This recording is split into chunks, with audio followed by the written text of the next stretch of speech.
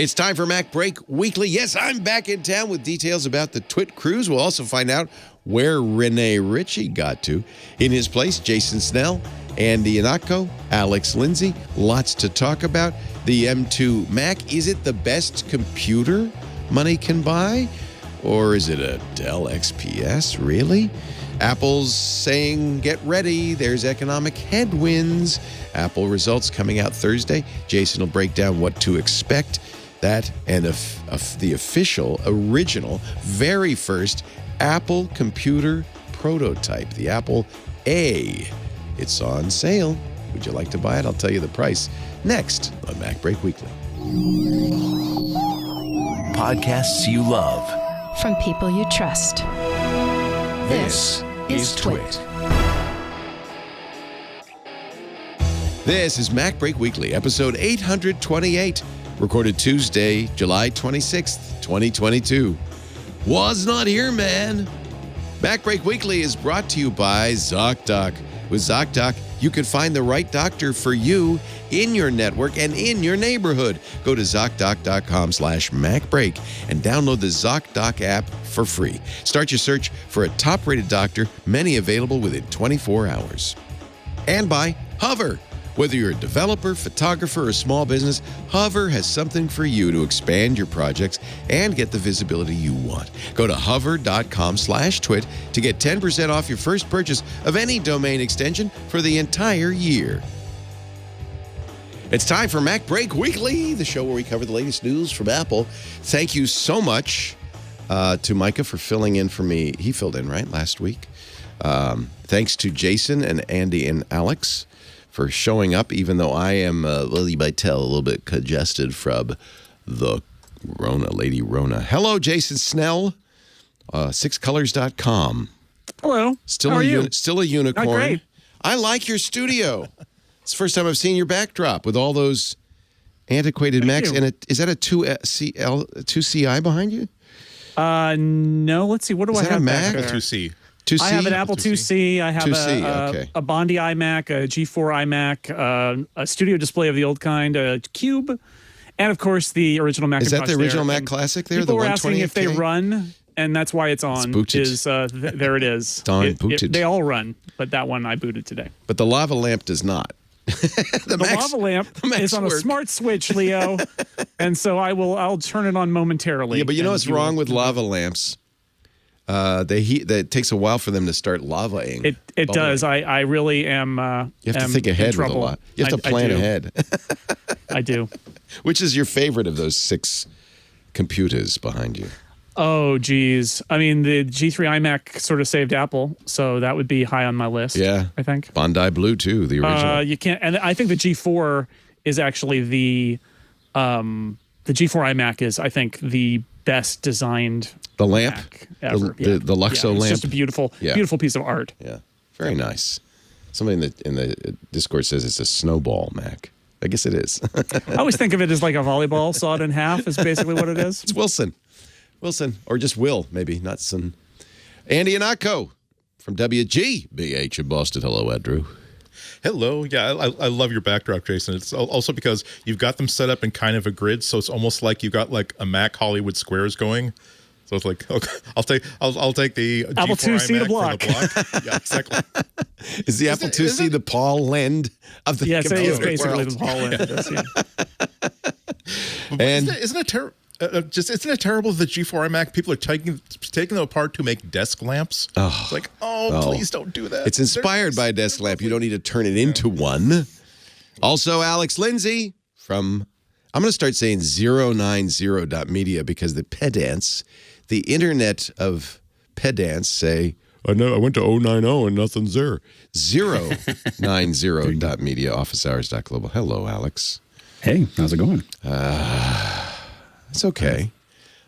Yeah, you know, you shamed me. You said, because you got a couple of weeks ago, you said I was better at 3 hours. It's been a few more 6 hours. hours. 6 hours. It's been a few more hours for me. But it wasn't too bad. Thanks to being vaxxed and boosted, I didn't, it was like a cold kind of. But still, you know, and I'm sealed, just for people who want to know, you might look a little different. It kind of looks like the old days of Macbreak Weekly. You remember those, right?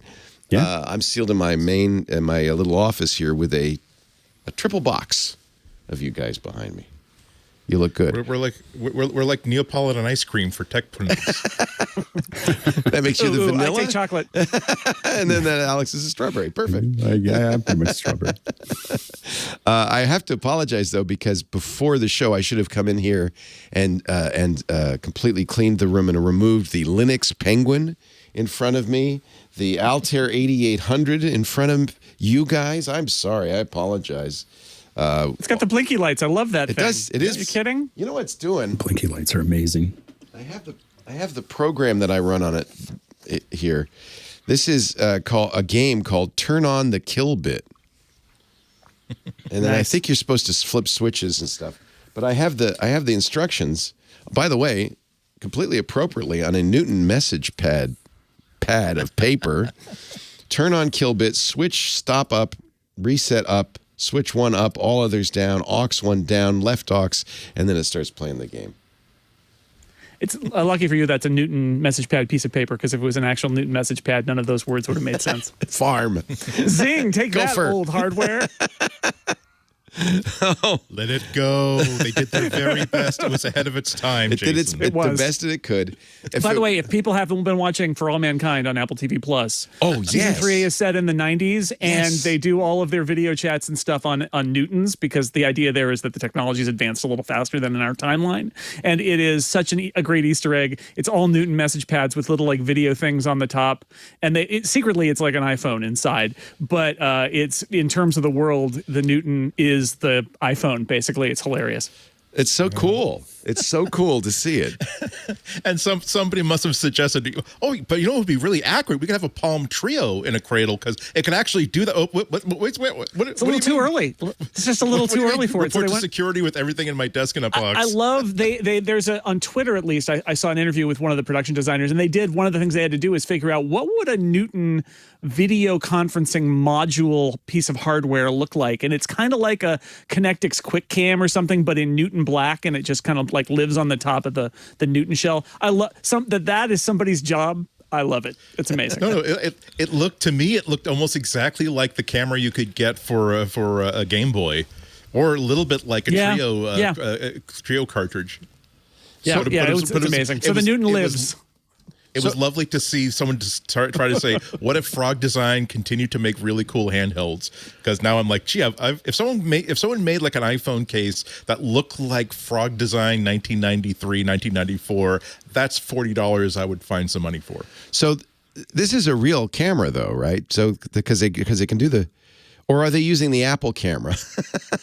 I don't know. I mean, it depends on how they're, or are they shooting it? It's TV, right? So they might even It's be shooting TV, it separately and compositing it on there. It does They work, did though, as you go can to see the trouble from this Yeah, shot. it looks chunky. Yeah. It looks chunky, just like a Newton camera would look in a scenario like that. It's I love that. That's just such a great piece of work. This is a picture on Apple Insider shared by Ben McGinnis, who's a producer and part of the team, showing the most the prop. unlikely product placement on an Apple TV Plus show you will ever see. Yeah.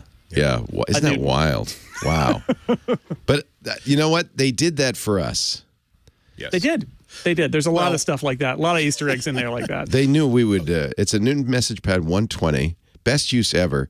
And correct me if I'm wrong, but wasn't there a connector on the top there that you could slot things into? I mean, that would have been like a PC card slot at the top there. So yeah, there would have been something that they could slide something into. Although that was mostly used for external storage, you get a fax board for it. So yeah, I think though the argument would be that would Apple approve any other device but some sort of an Apple it is device Apple TV, in that role? right? It is Apple TV. So they said you can't have an iPhone, but you can have a Newton. So yeah, this is the MessagePad 120, and you nailed it exactly right. There's it's protected, right, by a release of some kind. There's a little ejector on the side of it. Yeah. Good luck getting it working. Oh, the lock, it's locked. Now I can eject, and this is the dummy card it came with. Yeah. It says, keep this card in your communications assistant when you're not using another card. Copyright 1993 Apple computer. Made in California, designed by weirdos. That's cool. That's fun. That is not news, but hey, this is a light news week, as it will be for some time. Let's see. What we can talk about, I guess, is that the quarterly results are coming out. Jason, you fired up your Excel spreadsheet. You've got your finger poised over the colorize button. Charts. Yes. It's to be for the record, I use numbers because numbers makes beautiful. What am I saying? Charts. Did I say Excel? I am one of those weirdos who uses Excel, numbers, and Google Sheets for different tasks. But for charts, I use numbers because the charts are pretty. Numbers charting engine is really nice. What do you use Excel for? I use sheets and Keynote numbers, but I just use export to somebody. Pivot tables, baby. Pivot tables. I'm not an Excel expert, but I learned on Excel, and there's so many things that I'm very comfortable doing in Excel. And then I get into numbers where they've got the kind of arbitrary, like if you're on a canvas and there could be a spreadsheet on the canvas, or many spreadsheets on the canvas. And I'm like, look, all I want to do is some really quick logic here in a spreadsheet, and that's what I use Excel for. And then just to answer the question, Google Sheets is mostly for collaboration when I know I've got a bunch of people involved. Yeah, me too. That's like for example, Macbreak Weekly, where we have a we Google work in sheet sheets. rundown. That's right. Yeah, that's our rundown. Totally makes sense. Yeah. So what do you are guys use? Automated? Go ahead, Danny. What are you still using AppleScript to automate it, or even moved on to the modern alternatives?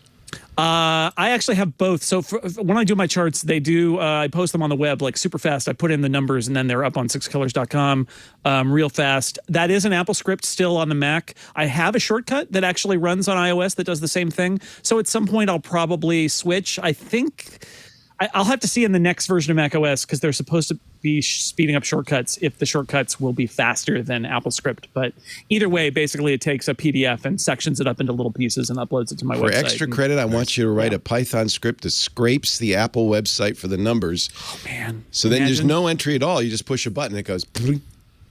Yeah, it's a challenge because that stuff comes out in a PDF. There's no API, is there? Yeah, right. But I would love to do that. It's not exactly structured data, but still, yeah, wouldn't that be cool? The Thursday will be the quarterly results. Of course, this is not a great quarter in general, although there are new Apple computers to talk about, right? Did the MacBook Air get into the? No, it just missed quarter. it. No. Just the 13-inch Pro in this quarter. And they did. Remember, this is the one that 3 months ago they waved the sort of the warning flag and said, we're going to, due to supply chain issues and a lack of being able to fulfill demand, we're going to fall, I think they said $4 to $8 billion short of what we could have sold in a quarter, that is a real powerful warning sign that they're going to have a rough quarter. Plus, it's a tough, what they like to say is a tough compare, a little jargon there. And the idea is that last year they had some good product releases during this quarter, and this year they didn't really. So, it's going to be, it's going to be rough for Apple, which is not to say it's necessarily going to be rough. They're still going to make a lot of money, but they have waved that warning flag that this is going to be a little bit, because they can't make them fast enough, basically, to sell them. It's not a bad problem to have unless the people who would have given you $5 billion walk across the street and buy something else instead. This from Mark Bloomberg. Mark Gurman in his Bloomberg column a couple of days ago. Analysts predict revenue will climb by 2%. But that's, not very fast compared with the 36% jump they saw in the third quarter of a year ago. Revenue expected. And by the way, Apple, do they still sandbag the analysts by downplaying and then exceeding? No. They don't do that anymore? There was a time, I get the distinct, as somebody who sits on those calls every time and does the charts, I get the distinct feeling that somebody at a government agency came to Apple and said, your forecasts are BS. Don't do that anymore. And they did some rejiggering. And since then, their forecasts have actually been pretty close. They're not exact, but they've been pretty close. However, what happened with COVID is that the moment COVID hit, they said, the world is in a turmoil we can never predict. And they stopped giving guidance altogether. Yeah. All of this because the SEC and the government and other agencies want investors to have accurate information, and Apple, can't mislead investors. They're putting their money in. Revenue expected to come in around 82.7 billion. iPhone around a little under half that, according to Gurman and the analysts. Services now up to 20 billion. Again, we'll find out what the facts are on Thursday. But this is what the company warned. As you said, $4 to $8 billion because of supply chain issues and Chinese lockdowns. Third quarter of last year had a lot of pandemic-induced spending, which kind of boosted Mac and iPad sales. Don't expect that this time around. Many customers held off buying the MacBook Air while they waited for the new model, which, as you said, does not show up in this quarter's results. And then, of course, there's a bad economy. We're in the middle of a recession, and blah, blah, blah. So, and in the bottom line is they're gonna do well. They're gonna fare better than most. In any kind of downturn, I think they're probably gonna fare pretty well. But but it might be a little slower than normal. Yeah, but I don't even know if they'll go into a loss. I think they'll just be growing slower. Exactly. Yeah. Third quarter is never a big quarter anyway. So right. And this may even be. It's possible this will still be Apple's best fiscal third quarter ever. Wouldn't that be hysterical? Even with all of this. Yeah. And that's what I mean when I say, rough for Apple is not really rough. No. Gurman has a bunch of new products. He says, I still think Apple will be able to bounce back fairly quickly. For one thing, it has a flood of products on the way to tempt even recession-wary shoppers for iPhone 14 models, a new Apple Watch SE, and Apple Series 8. And we'll talk a little more about this high-end Pro Apple Watch that's been rumored. Updated HomePod, new Apple TV. Ooh, I need a new Apple TV. They seem to fail pretty quickly. Updated iPad Pro models with M2. A low-end iPad with USB-C, finally. A revamped Mac Pro, that's going to be this year, right? But it might be December 31st. Long-anticipated mixed reality headset. What do you guys think? Is that going to be this year? Not this year. I'd be surprised. No. Next year. Larger 15-inch MacBook Air, new M2 and M2 Pro Mac Minis. That, I think, is reasonable for this year. Upgraded AirPods Pro. Yeah. They do have until the end of this year if they're going to keep their promise to at least announce a Pro. They can announce it. A Mac Pro, yeah. Because they said last year that by the end of this year, they would have refreshed the entire line for Apple Silicon. So that's the only shoe remaining to drop. So let's talk about this Pro Watch that there's been a lot of rumor about. And that Gurman is kind of doubling down on in this newsletter. A high-end Pro Watch with a larger display, longer battery life, perhaps multiple days on one charge, he says, via the new low-power mode, which no one will want to run. A body temperature sensor. Okay, well, fine. The high-end model, a good bit bigger, he says. I'm told. Now, so this is not speculation on his part. This is from his sources. Good bit bigger, big enough that it might only appear to a subset of customers. Hulk Hogan and the like, I guess.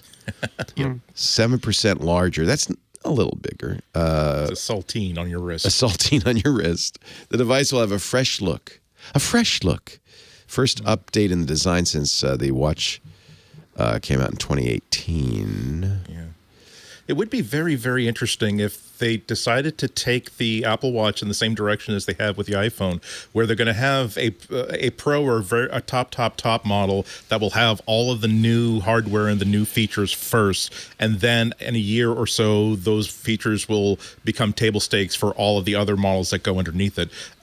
We haven't seen that yet in the Apple Watch, but if they were to say, if I'm intrigued by what they could do if they simply said, look, here is what if internally they said, here's what we could do if we made the watch a little bit bigger. Here are a couple of sensors that the only reason why we can't put them on the watch is because we can't fit them in their current configuration right now. If we were to make a larger watch, that would definitely require a lot of it would definitely be a statement piece more so than the current watches we have. But we could still now we can get the temperature sensor in there. Now we can get a limited blood pressure reader inside there, and we could have a battery that would last 2 or 3 days. Then we would start comparing with the lifespan of fitness watches. That would be interesting, although it would be a shift, wouldn't it? There are some people, I'm sorry to say I'm one of them, who will buy a high-end anything from Apple if I can afford it. So this will have titanium, so it's more rugged. Yeah. A lot of folks say, well, it'll be a limited number of people. And generally, Apple users have proven that the limited number, the higher end of this or the higher end of that is usually the hardest one to get. We're like, oh, how do we turn this to 11? So, yeah. You'll buy limited number for Apple. I think it's funny. Mark Gurman, when he did this report initially, he was a little more vague about it. And he was like, oh, they're going to do a sports version. And I think a lot of us were thinking, well, what does a sports watch look like? And it's probably just a ruggedized Apple Watch. But he did this little pivot where he got more information a month or two ago, where he started talking about it more as a Pro watch. And if you think about it, that actually, like Andy said, it kind of makes sense that it goes with the Pro Max kind of philosophy, which is, well, what if we did a bigger watch? So instead of 2 sizes, there'll be 3 sizes. We can get more battery in there if we do that. And then you talked about nobody's going to want to use the low power mode, but I have a friend who went out hiking and he wanted, one of the use cases for these sports watches is to take them out if you're going like on the Appalachian Trail or something. You're going out or camping, and you want to. You're not going to be able to recharge it every day, right? And the idea that one of the selling points of this might be also a new mode inside watchOS that lets you put it in this lower power mode where it'll last combined with its battery for many days, and you can still do some fitness logging, and it cranks down how often it does sensor monitoring of you, but it's still available for emergency calling if you really need it. Like when you think about it that way, which is they might sell it with some adventure or sport kind of features and say that it's got a new titanium formulation that's rugged. But what you're really thinking about is it's kind of just a new high-end Apple Watch with some new features.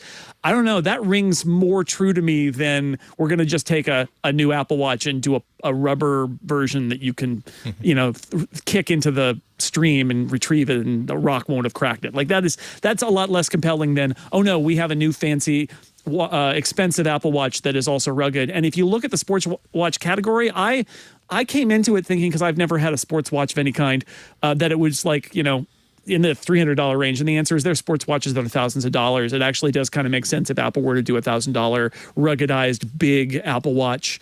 But they wouldn't want to just sell it to extreme sports enthusiasts, right? Is that a category? They'll sell it to anyone who wants the biggest, latest, greatest Apple Watch. It shouldn't just be for people hiking the Appalachian Trail. What if I might want to sleep in a few extra days? And, I mean, exactly. Oh, it's part of the narrative, though. Like one of their stories, look, I can picture the video now of somebody out on the Appalachian Trail who's had their new Apple Watch Pro on for 5 days, and it still has battery. But you're right. I think that's attacked by jackals, left for that's bleeding. a nice. But fortunately, that's the extra right. battery life. You can use your voice dictation to detail all of the attacks. Yeah, I can see that. But for most people, it'll just be, hey, it's a bigger, nicer Apple Watch with bigger battery. And I think, lying in a ditch, day 3. Right. The watch is still going strong, but I'm getting hungry. I'm not closing my rings down here. It's the concept of we were looking at some Jeeps and we were driving around. It was the Jeep thing down in Corte Madera, and I was like, so how many people come back with like muddy Jeeps? And they're like, how many? Yeah, they buy the Jeep. Nobody buys a Jeep to go off road. Are you kidding me? It's aspirational. And $55,000 on a Rubicon or something. It always like that. cracks me up when you see these guys driving around town with a snorkel. Like, yeah, well, I might be in 5 feet of water, mate. You never know. It's not going to happen, dude. You're in Marin County. Come on. But by the same token, I rarely see people who have their iPhones without it in some sort of a protective case, and that's true. They have a screen protector on top of it because it's fragile. So it's fragile. And to be fair to my own point, it is oftentimes a fashion thing where they want to distinguish theirs from others. But people acknowledge that there could be more protection. They're willing to give up some bulk for more protection. So I have always liked the idea of having sort of a G-Shock version of the Apple Watch, because these things, they do break and they do get scuffed and scratched up. And I've got a G-Shock watch from Casio I've had for 10 years that it needs a new battery every couple of years, but I swim in the ocean with it, salt water, without any thought whatsoever about whether it's going to survive or not. Whereas if it were an Apple Watch, it does have a swimming health sensor, health app mode, but I'm not sure that I would trust it in salt water. And I've seen people complain that, hey, my watch died after an ocean swim, and and the last thing it did was tell me exactly how well I closed my rings on my last swim before telling me, oh, by the way, you just killed me with the salt water. So it would be very interesting if they were to do that. I think there are people who would buy it. See, I have a G-Shock Apple Watch. It's like a $30. It's $30 case. I don't know. Case. It was something. Yeah, it's a case. I swim in mine all the time in my pool. I don't have to worry about swimming in the ocean because we live in Northern California. that would be absurd. But I do think that, some of these rough ones, I know that I've taken, this phone is loaded, cost me $2,000 when the dust settled, and I've dropped it a solid 3 or 4 times, and I'm really glad it has a case on it. So it makes me very happy. I see it fall on asphalt, and I go, oh, I'll just pick it up, and it's just going to be just fine. Well, also, it is a watch, and there are people who kind of would be very, very interested in a visual sign that they can afford the $900 or $1,000 watch. They're not using the same watch that's people might have bought 3 years ago for $249. It's if there's an ego money sort of thing going on with watches as a fashion accessory, and I would put to you that there is. There would be a disadvantage to the fact that I can spend the minimum $200 for the cheapest Apple Watch, and it actually looks physically identical to the latest and greatest. And someone would have to look very, very closely to see that it's not aluminum, that it's actually like the top of the line casing. So that would be another factor, that if you had the larger watch or something with extra detailing that made it more rugged, yes, part of the feature would be that it would make it more rugged, but another feature would be to show the world that yes, you can afford the $900 one. The big downside of making it larger, though, would be a phone is something you can stick in any pocket, whether you're no matter what gender clothing you wear. On a wrist, now it becomes a really gendered thing, because I've got beefy workman-like wrists from Eastern Europe / Russia. I can wear large watches and it doesn't look silly. But if I were to wear a watch that was like this big on my wrist, that would be a statement piece, to be sure. So what do you do with people who have a very, very slender wrist? And you now have this watch that is the premium watch, maybe has extra features, maybe has extra cachet, but it looks ridiculous on anybody but someone who has big, big, thick wrists. That's another thing that they have to be thinking about, I think. Although, let's not be sexist, because I know plenty of women like chunky, big old watches. So I don't think you have to be an Eastern European man with hairy wrists to wear one. But nonetheless, proportion is important in fashion. Oh, please. No, it is. Really? Come on. You don't see women walking around with gigantic bangles or watches, or I think that's a personal thing, not a fashion rule. I'm not saying that I'm not. Many people don't want to have too big a watch on, men included. Right. But I think that sometimes big is fashionable as well. Okay. Anyway, who cares? It's not about fashion. It's about knowing what your heart rate is, which is, by the way, the lamest extra feature you could possibly add. Is what? What, your heart rate? Oh, temperature. Temperature. Yeah. Temperature. I don't agree with that. I think that the idea there, and we don't know how they're going to implement it. I have my suspicions that, and actually Mark Gurman, I think in his report says it's not going to tell you the temperature. It's just going to alert you if you're running warm. Yeah, that's what the Aura does, which I'm wearing. It'll tell you your base. It doesn't tell you what your baseline is, but it'll say, you're plus 0.1, you're down 0.1, and right. that kind because part of that is that it's measuring your skin temperature, which is not your internal temperature. Right. So they would have to fake it. And can you imagine temperature gate if they faked it? Right. So they're not going to do that. But I think that there is probably value. Is it enough to buy a new watch? No. But to throw in this idea that the Apple Watch is going to watch your body temperature, and if you're essentially running hot for a little while, it may say, "Are you running a fever?" Basically, like you might want to look into this. I think there might be some value in that. I don't think that's ridiculous. Yeah. But again, it's just one cumulative feature on top of all the others. It's not the must-have feature. There's a readiness value too. I know for some athletes that has to do with their their overall readiness. I just think there's value in, if you've got a sensor strapped to you all the time, you're not temping all the time, right? Probably, unless you're trying to get pregnant or something, you're basically not temping all the time. Yeah. And so to have that sensor say whether it's like your heart's doing something weird, or you seem like you have a fever, or maybe even like your body temperature is really low, you may have something going on with your circulation. Like, I can see there being value in that because it's passive, not active. Yeah. Actually, that is why I wear the Oura Ring. I was wearing it during COVID to watch for temperature changes. I stopped wearing it because it's hideously inaccurate with regard to activity. It's not even close. And I'm wearing an Apple Watch, but you notice I've strapped the Oura Ring back on because now that I'm infected with COVID, I do want to kind of monitor my temperature ups and downs. So, there is I agree with you. Obviously, I'm wearing this silly there's thing. Right. There's the way I think Apple Watch sensor marketing is the most fascinating thing because it's highly regulated, right? It's like how Apple now has these features like the blood oxygen, where it's like, look, we're not saying this is your that we can actual check blood your oxygen. Don't use it for anything, but you can look at it, but don't use it for anything. It's just for fun.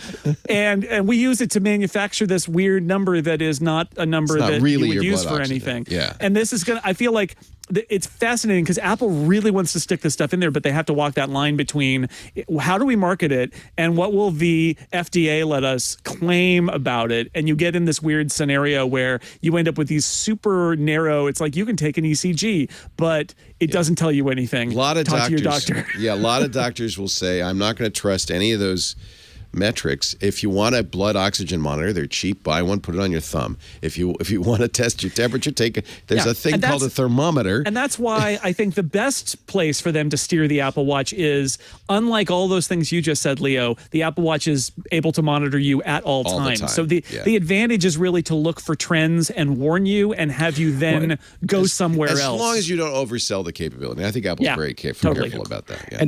And again, I think that the big thing is, especially with anonymized data on some of these studies, I think that the opportunity to learn things about, there are trends that we see 3 months, 6 months in advance that lead to something down the road. And it doesn't matter whether it's precisely the right number. What it matters is reference to itself. Just seeing this change means something, and we don't even know what those things mean because we've never had a sensor on tens of millions of people's wrists at one time to gather that data. And so, I think it's just invaluable to have as much data as we can get there, as long as it's protected and, all the other like things. The blood oxygen thing, again, is silly in the sense of putting a thing on your finger and saying, do I have COVID? Is it 99 or 92 or whatever? That's However, dangerous, one really. of the ways they use it is they're using it to figure out with this weird metric, figure out your aerobic fitness level, right? And that's what they're focusing on. I started running last year, and there is a chart that shows you started running and your lung capacity improved, and that's based on that long term over a course of a year, looking at the heart rate, looking at how it recovers, looking at the oxygen rate and how it recovers. That's great, right? But that's what it's for. Yeah, because mine says I'm below average. I've been below average for a long time. I don't want to. What's your? Mine says 25.2 VO2 max. What's yours? Do you know off the top of your head? I don't know. Health. Although I fell and bruised my ribs 5 weeks ago, so I haven't run in 5 weeks. So it's I don't want to look at it because it's going to say, no, now you're in bad shape. But I think this is risky, though. And I understand athletes, especially elite athletes, there's a readiness scale that the Oura Ring and other athletic instruments use. There's this heart rate variability. There's some valuable stuff, but I also think it's risky about getting too...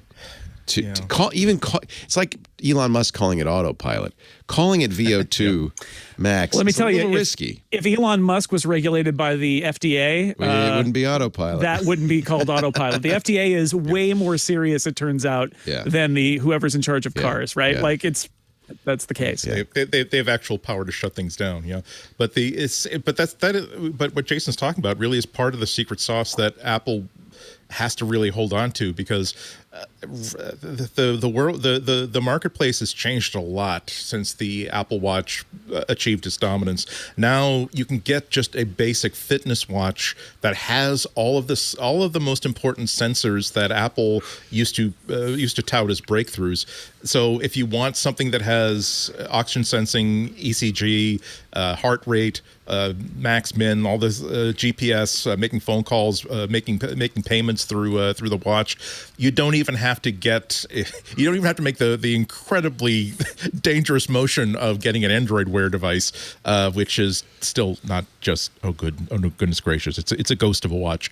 But you can buy a fitness watch from Garmin, you can buy a fitness watch from Fitbit for less than $200 that will give you those basic things on a nifty color screen. And just like with the Apple Watch, you won't be able to change the clock face beyond a couple of very, very simple tweaks. So there's no big difference there too. too.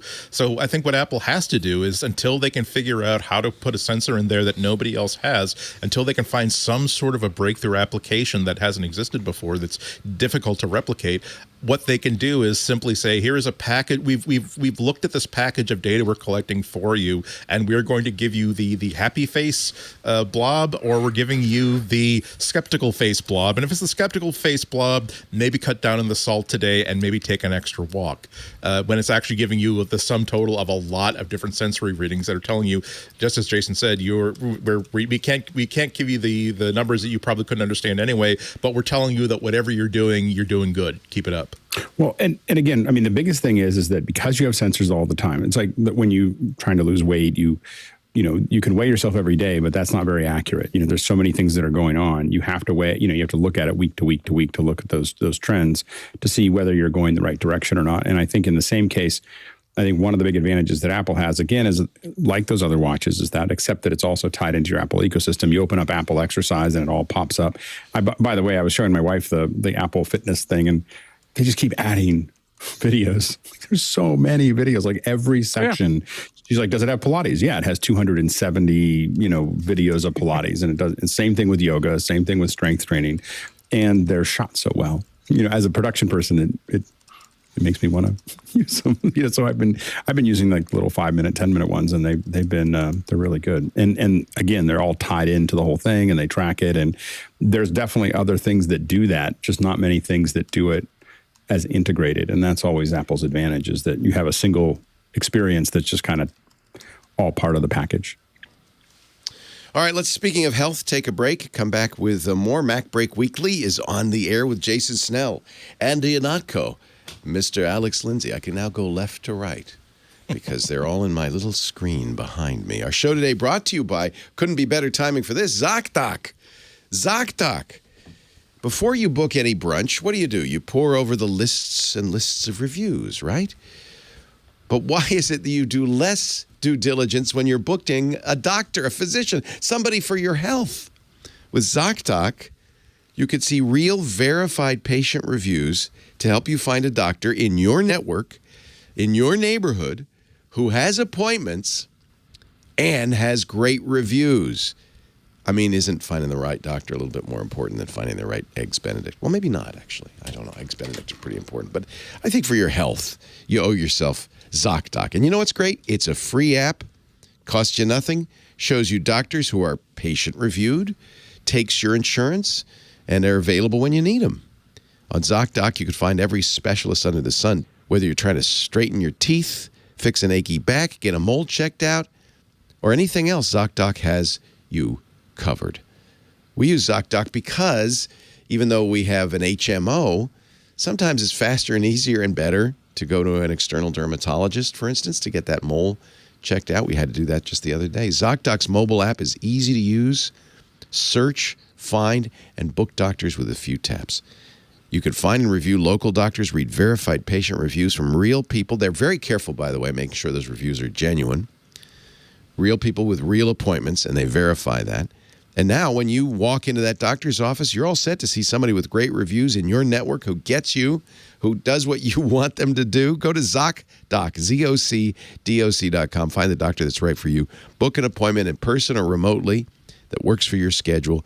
Every month now, millions of people are using ZocDoc because ZocDoc is on your phone. It's there whenever you need to find and book a quality doctor wherever you are. Go to ZocDoc.com/MacBreak. Download the app for free, ZocDoc. You'll find it right there in the App Store. Then start your search for a top-rated doctor today. Or just go to the website, ZocDoc.com/MacBreak, and get a link to the App Store for Android or iOS and download that app. ZocDoc.com/MacBreak. Many doctors available within 24 hours. ZocDoc. Thank you, ZocDoc. Back we go to Macbreak Weekly. We've now covered the entire story that I had prepared for this week. Uh-oh.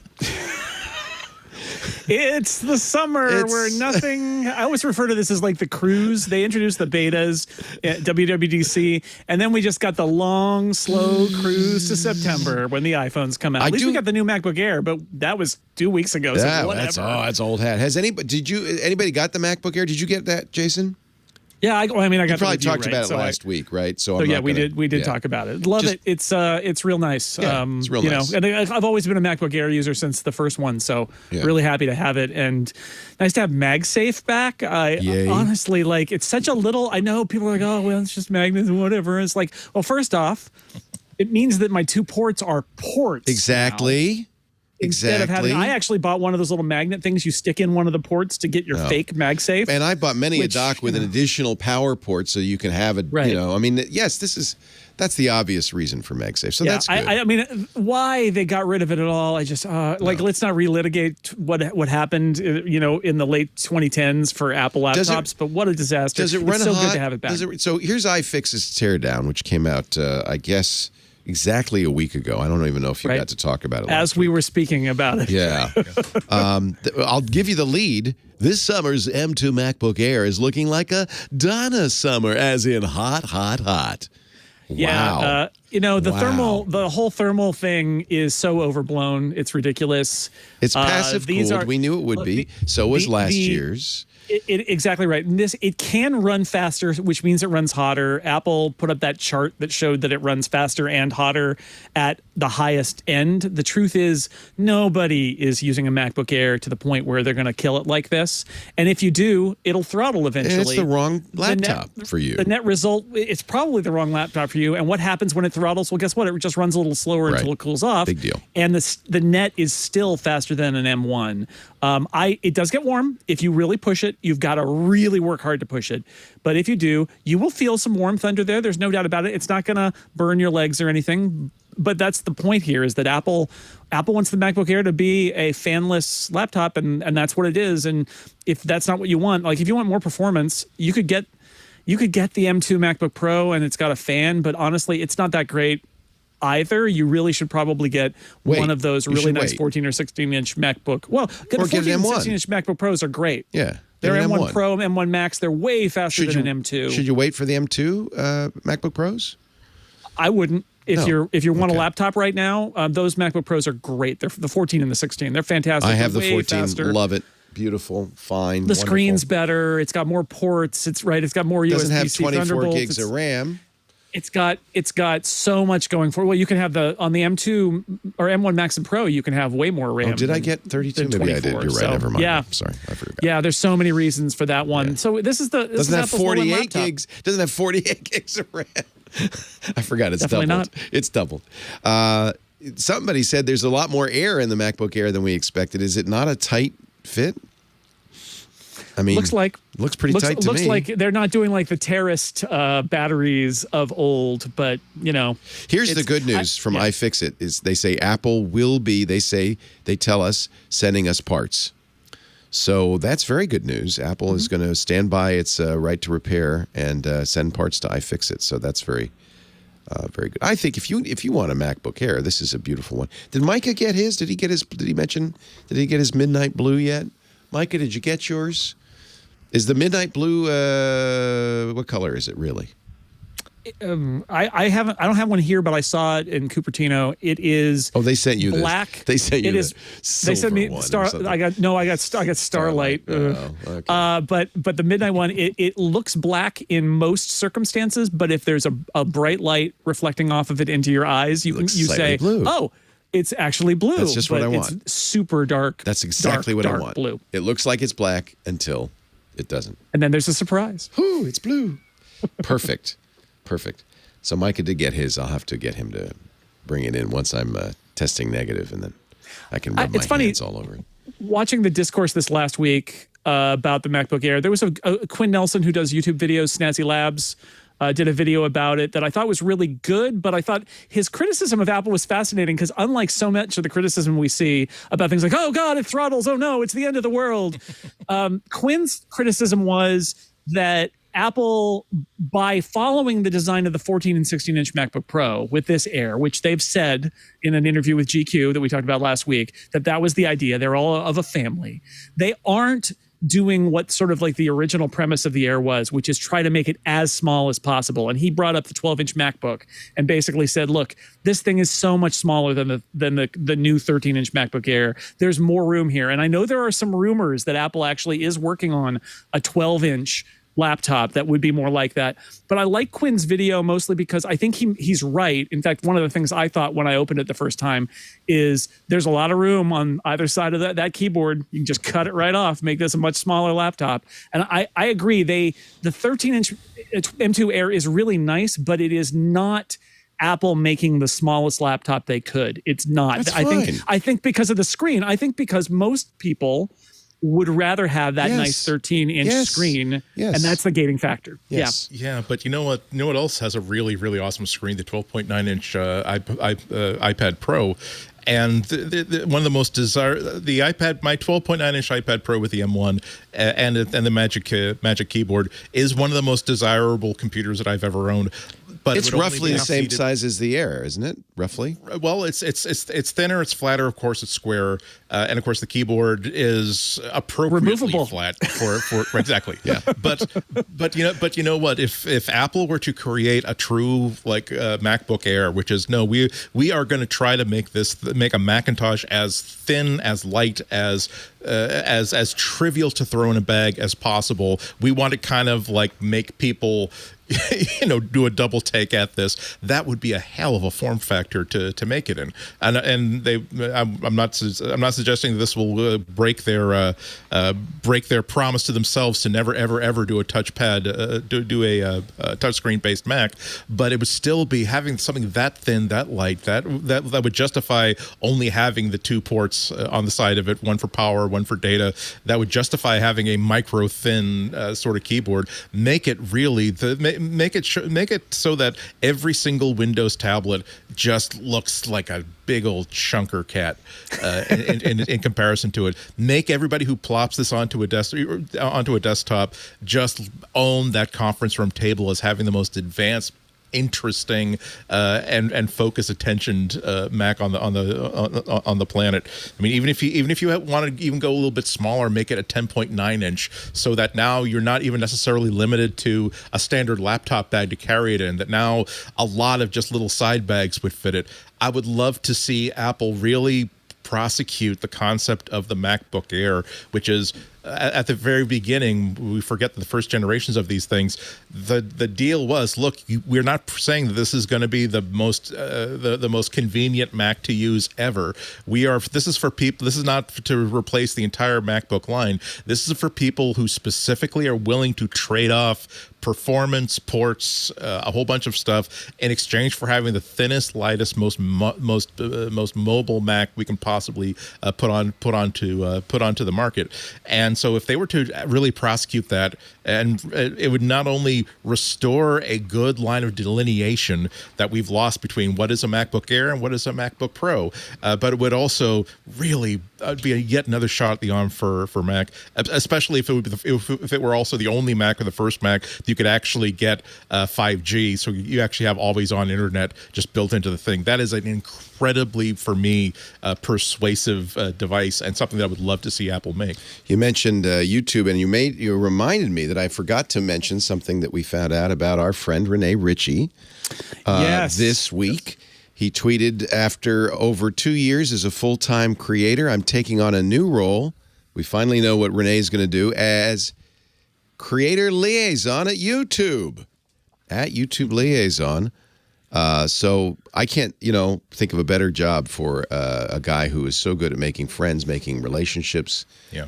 It knows the inside and out, the challenges of being a YouTube creator. And so for him to be, I think it's really good. Yeah. It's really good for YouTube creators and really good for YouTube to have someone like Rene there. Yeah. Just because, he's the right person he is practical enough to be able to talk to YouTube and understand what they're dealing with, but also pushing for what needs to, what really needs to be done. And he also obviously understands the creators. Perfect and so, guy. Yeah. So I think it's just a perfect, I don't know if they'd find anybody else in the world that'd be as good as Rene to do it. It kind of explains too, because he said when he first told us he was going to leave the show, he said, I can't tell you where I'm going, but no, it's not where you think. So that meant, well, it's not Apple. Right. But then I knew it had to be. Thought. It had to be some sort of big deal corporate thing, because we couldn't say anything about it. He wouldn't tell us where until the press release came out. So I thought, We tried. Rene, you can tell us. You put He him in. didn't tell us. You put him in the. He doesn't hot. want. did We not knew tell it wasn't Apple because he said he might come back and visit from time to time. Yeah. And that doesn't. You don't go But- to Apple and come back. But he also happened. said, I can't do the show. I'm not allowed to do the show. So I knew, Yeah. I thought it was like a government job, to be honest with the Canadian government. Maybe he's going to Ottawa or something. But no, this makes perfect sense now. So congratulations, Renee. And as you can tell, we all think it's a great thing. I love the fact that it's for all the reasons that we know him for. Also, the reason that he's not someone who's been on YouTube, who's been successful on YouTube for 10 years. He came to YouTube rather late. Recently, so he's really familiar with what it's like right now to try to gain a followership in YouTube. His channel is big enough to demonstrate that he knows what he's doing. Not so big that he's been insulated from the problems that exist. All these other things. The only one, I won't even call it a gripe, but let's call this a comment, that a lot of the stuff that he's going to have to advocate for when the stuff where it's not going to be a polite conversation between himself and executives at YouTube is about things like representation, about diversity, about are you promoting more white guys, or are you really trying to find those channels that represent the entire spectrum of humanity out there?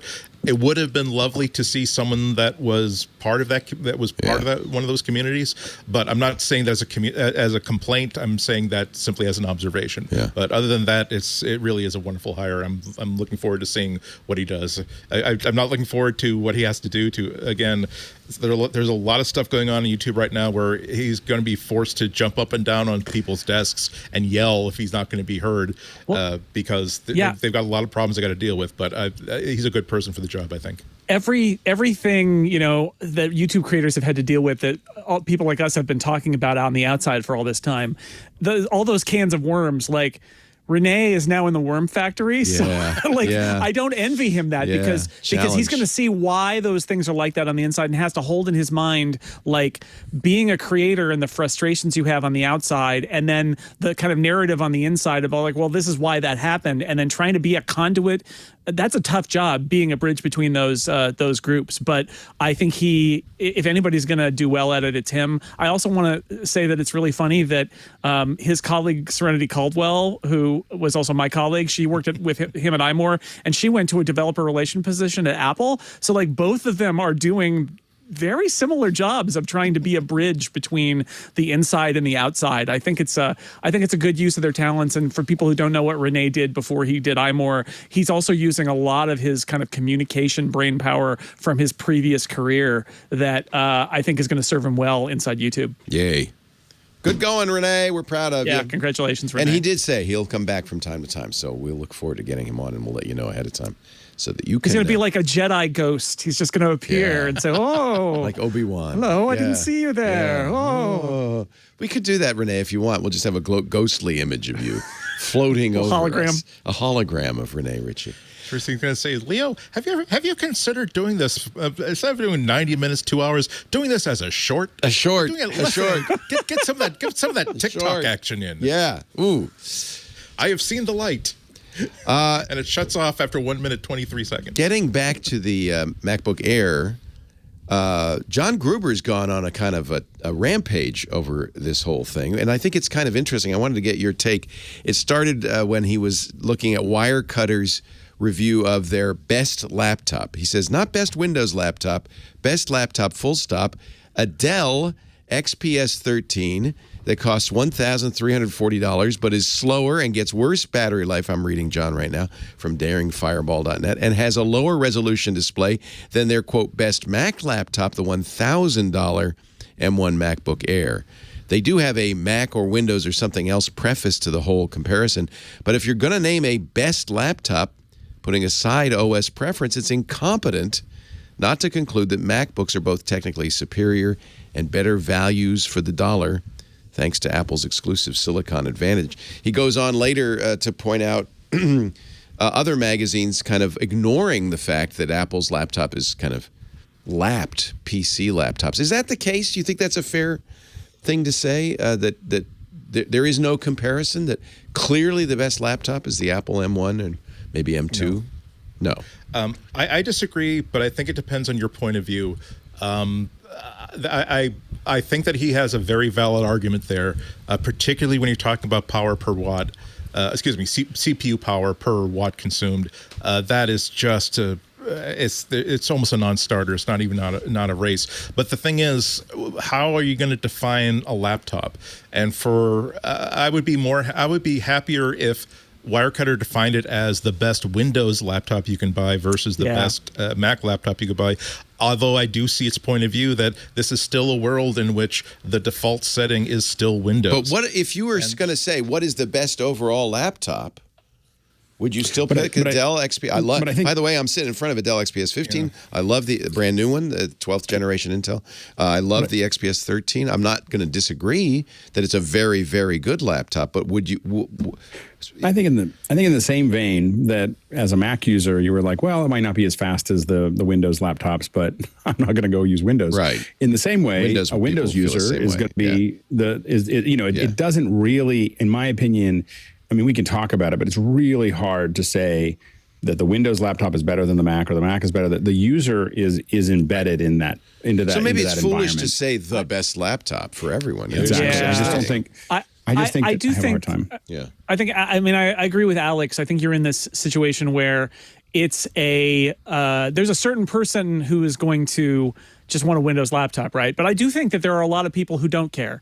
And they just assume that the best laptop is a Windows laptop and that Windows laptops are cheap and that therefore, right? And so it does the Wirecutter's readers a little bit of a disservice to say the best laptop is a Dell and the best Mac laptop is the MacBook Air, because it does imply that the Dell laptop is better than the Air, and it's not. I think Andy's exactly right. As somebody who used to run a few big websites, I can tell you, my bat signal? No, that's not right. My spider sense. It's Marvel. I'm a Marvel zombie. My spider sense went off, and I thought, you know what this is? This is that they've got those two categories, and they don't want to change them probably for SEO, and so they've kept them the way they are, because the right thing to do is to say best Windows laptop, and then have a section in both that says, look, this is we think the best overall laptop is. And then you choose and say, but people have these two operating system choices, and so here's the best of either world. You know what else has changed? You can't really run Windows on an M1.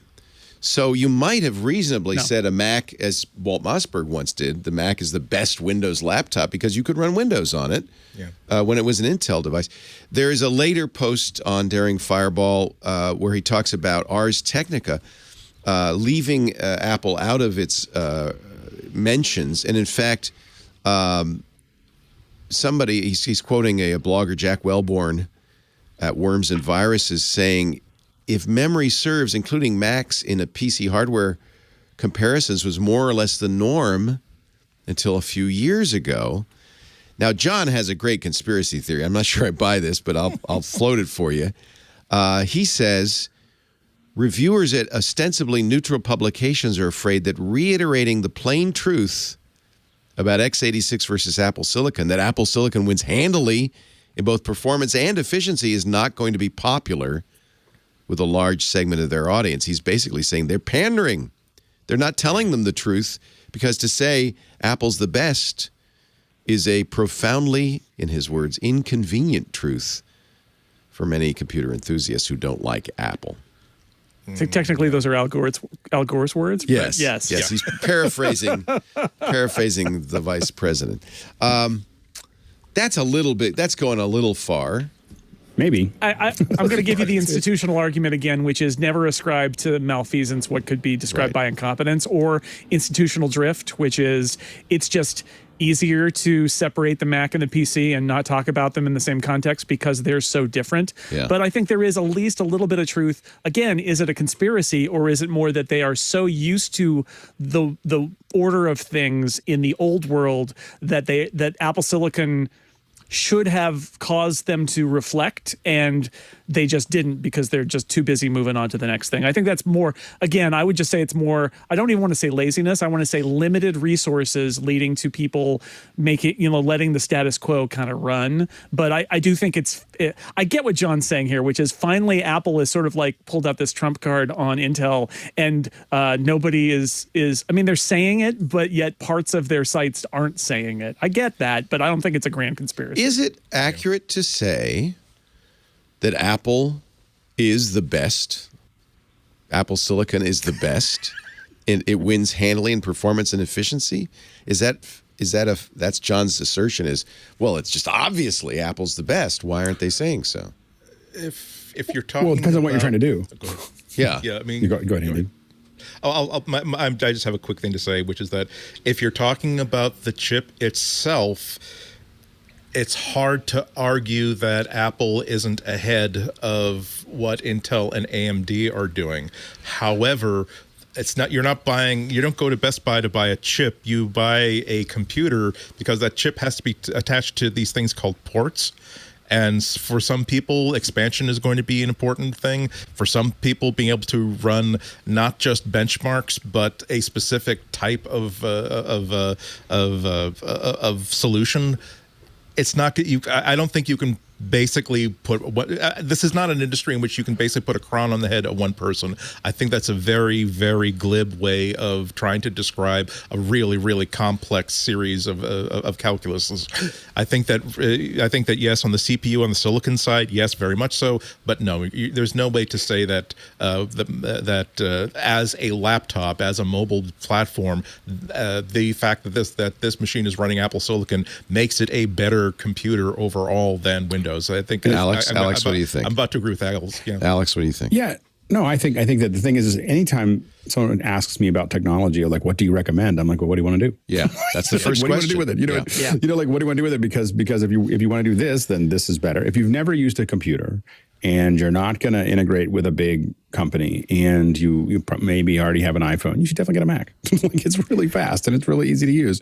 If you are embedded into Windows, or if you're using AutoCAD, or you're using, there's a bunch, or you're in a big corporate environment that requires it, then maybe that makes sense. And so it just depends on what you're actually trying to get done. In the same way that we were talking earlier about, what spreadsheet should you use? If you're doing really heavy pivot tables and doing really big calculations that are like on the verge of ERP, Excel's the way to go. like that is the one that does that. If you want to organize ideas, build small budgets, and have something that's a little more pleasing to look at, Numbers is the right way to go. And you're on a Mac, Numbers is the right way to go. And if you want to collaborate, Sheets is the way to go. And so those are I think that in all of these things, you have to figure out what does the user want to do and how complex they want to be. I do think at this point, though, for someone getting started with computing, if they were doing that, and they were point blank, I think a Mac makes a lot of sense. But I think that if they want to do gaming, if they want to use OBS is a good example. We have a lot of people in office hours that use OBS. You should not run that on a Mac. No. Oh, interesting. As somebody who's done it. Interesting. Okay. Actually runs great on Linux, I might add. So actually and some of that is because they're not using the APIs, and Apple did a bunch of GitHub check-ins for it, which is hilarious. But I wanted to say there's the theoretical general computer buyer, right, who always comes up in these scenarios, which is, but most people don't use their computer for all of that stuff. They're using the basics. And you could argue they should that probably buy a Chromebook is what I argue. Well, that's what I was going to say is not necessarily a Chromebook, but like you could argue that, okay, for the basics, like, maybe an M1 MacBook Air is a really nice computer for you. But the truth is, and this is something that's changed in the last 5, maybe 10, maybe even 15 years, but the basics, literally any computer basically being sold. Anything that can run a browser. Yeah. A lot of phones can cover most of what people want to do. So I think I'm actually going to strongly disagree with Gruber, because if you say it's performance per power usage, okay, you might say Apple has a strong advantage, but there are plenty of Intel chips that best the M1 and M2. That's not nobody's disputing that. Even Apple doesn't dispute that. They always say per watts. So it's ridiculous to say Apple is far and away the best processor. And then I agree completely with you guys. It's how you use it. If you're a gamer, a MacBook Air is not the right choice. I mean, when someone who says they don't use, I say, well, what do you use with a computer? And they're like, well, I check my email and I surf the web and I write some documents. I'm like, you should get an iPad. Get an iPad and a keyboard. There's many more choices than there used to be. It's easier to turn on. It lasts longer. It's just get it. And literally when I go out and about, I almost never take a laptop anymore. I'm taking my iPad and off I'll go. So unless I feel like I'm gonna have to do some graphics processing. Also, I'm gonna stand by what I said, which is that maybe it was different when Apple Macintoshes were Intel and ran Windows, but they don't now. So now, really, it's such a heterogeneous world. It is certainly foolish to claim there's a best laptop, and I agree with John in that respect. Wirecutter was wrong to say that, but I don't think it makes any sense these days to include Macs in rundowns of PCs. They're different beasts anymore. It means to include an iPad. Exactly. Put an iPad in there if you want to. In that case. Yeah, they're different beasts, more than ever before, and that's a good thing. That's a sign of maturity in computing. That there are different tools for the different jobs you might want to do. What is a good point is that Qualcomm sucks. But okay, other than that, Yes. it's funny because they, on the Windows side, they keep trying to get Windows on ARM to take off, and Qualcomm keeps announcing the latest, greatest desktop class ARM processor, and they're not even in the ballpark. If you booted Boot Camp Windows for ARM on Apple Silicon, it would be really, really good. But every report that we've seen is that Windows for ARM basically exists due to an agreement with Qualcomm, where Qualcomm is subsidizing it, and so we can't really appear anywhere but on Qualcomm's processors. It's only in beta. Womp, and if you do run it, by the way, in emulation, in a VM on the Silicon, Apple Silicon, it runs great. Yeah, because it's not emulated, right? It's just being translated, and they're using Windows's code translation to get back to Intel instead of using Apple's, and so even that works pretty well. It's one of those things where like Windows on ARM is not fundamentally a problem. It's that Qualcomm is your problem. The problem. A lot of people in our chat, I'll quote Doug M, have been saying all along that you got to really try. Parallels and Windows on ARM on an M1. It runs great. He just said Windows 11 ARM runs wonderfully in Parallels 17, as good as Windows 10 on a MacBook 16-inch in Boot Camp on bare metal. So, So maybe Apple is the best choice for Mac OS and Windows on ARM. Okay, we'll grant you that.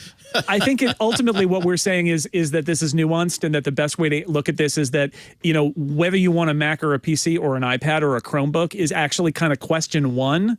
And so to say that there is one right answer is impossible, because it really does depend, like Alex said, on what are you going to do with it and what are your personal preferences. And it is true that Apple's new chip has given them the lead in lots of areas over Intel, but it doesn't really matter if you don't care about those areas, and you'd rather have whatever it is running OBS or running Windows because you're comfortable with it. It's yes. And Qualcomm makes everybody sad. That's the other thing.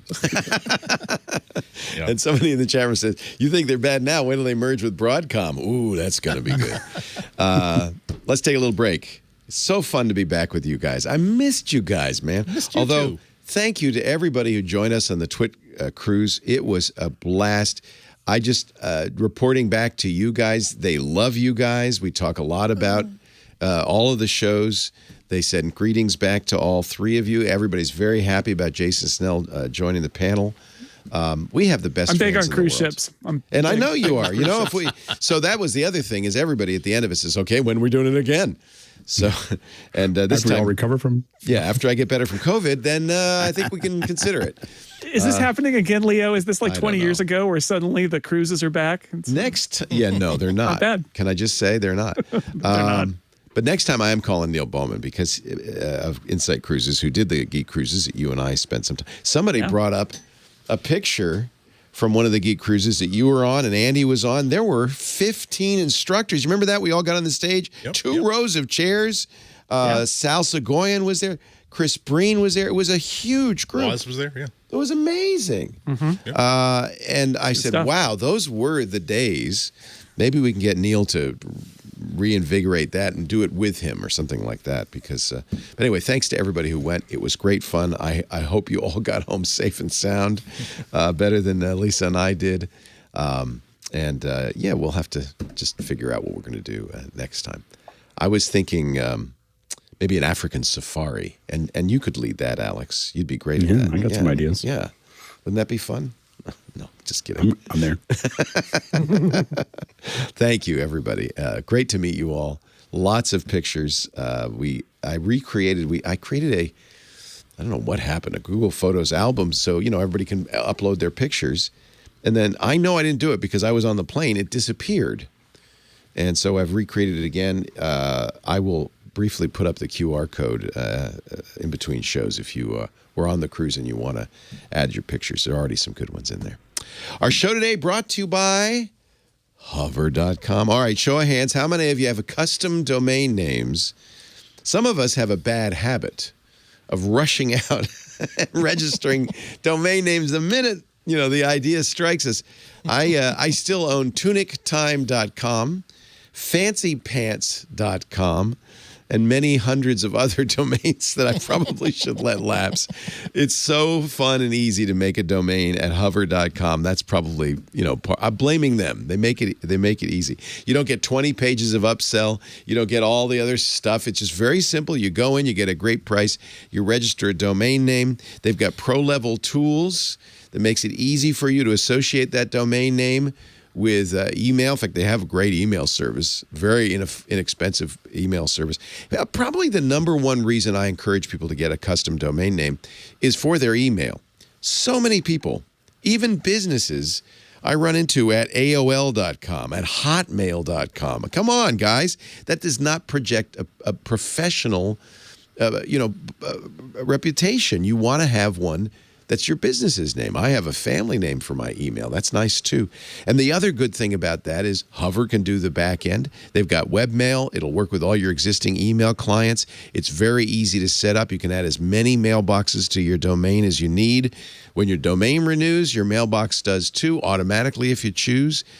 Their most popular mailbox is a no-brainer solution for business owners. Unbeatable price. Plus, you get access anywhere, any way you like it. Use the email app you're already comfortable with. The webmail is great. You'll feel very comfortable with it. And when you're using Hover as your domain and your email, you can use it for for instance, I am always using it to keep track of who's stealing my email address. I never give the same email address twice. One of the great features of controlling your own domain names. Also nice, if you want to move, if you own the domain name that your email's at, it's easy to forward it to anywhere. You're never locked in to Hover or to anyone else. And that is really great, too. You don't have to notify people that you're moving. You just do it. Hover, whether you're a blogger, an artist, a portfolio, you're building an online store, you're a business person, or you just want to make a more memorable redirect to your LinkedIn page, Hover has the best domain names and email addresses just for you. I use the pro-level tools, very powerful domain and email management tools for your DNS. They're intuitive. They're easy to use. I like them. But they also have Hover Connect. If you say, I don't want to do DNS, no problem. You pick the service you want to use to build and host your website. Connect helps you start using your domain name with just a couple of clicks. And here, I'm going to add a footnote. Do not get your domain name from the company providing your website, because then they control both. And it's really good to keep them separate. It's just good hygiene. At Hover, you're a customer, by the way, not a source of data.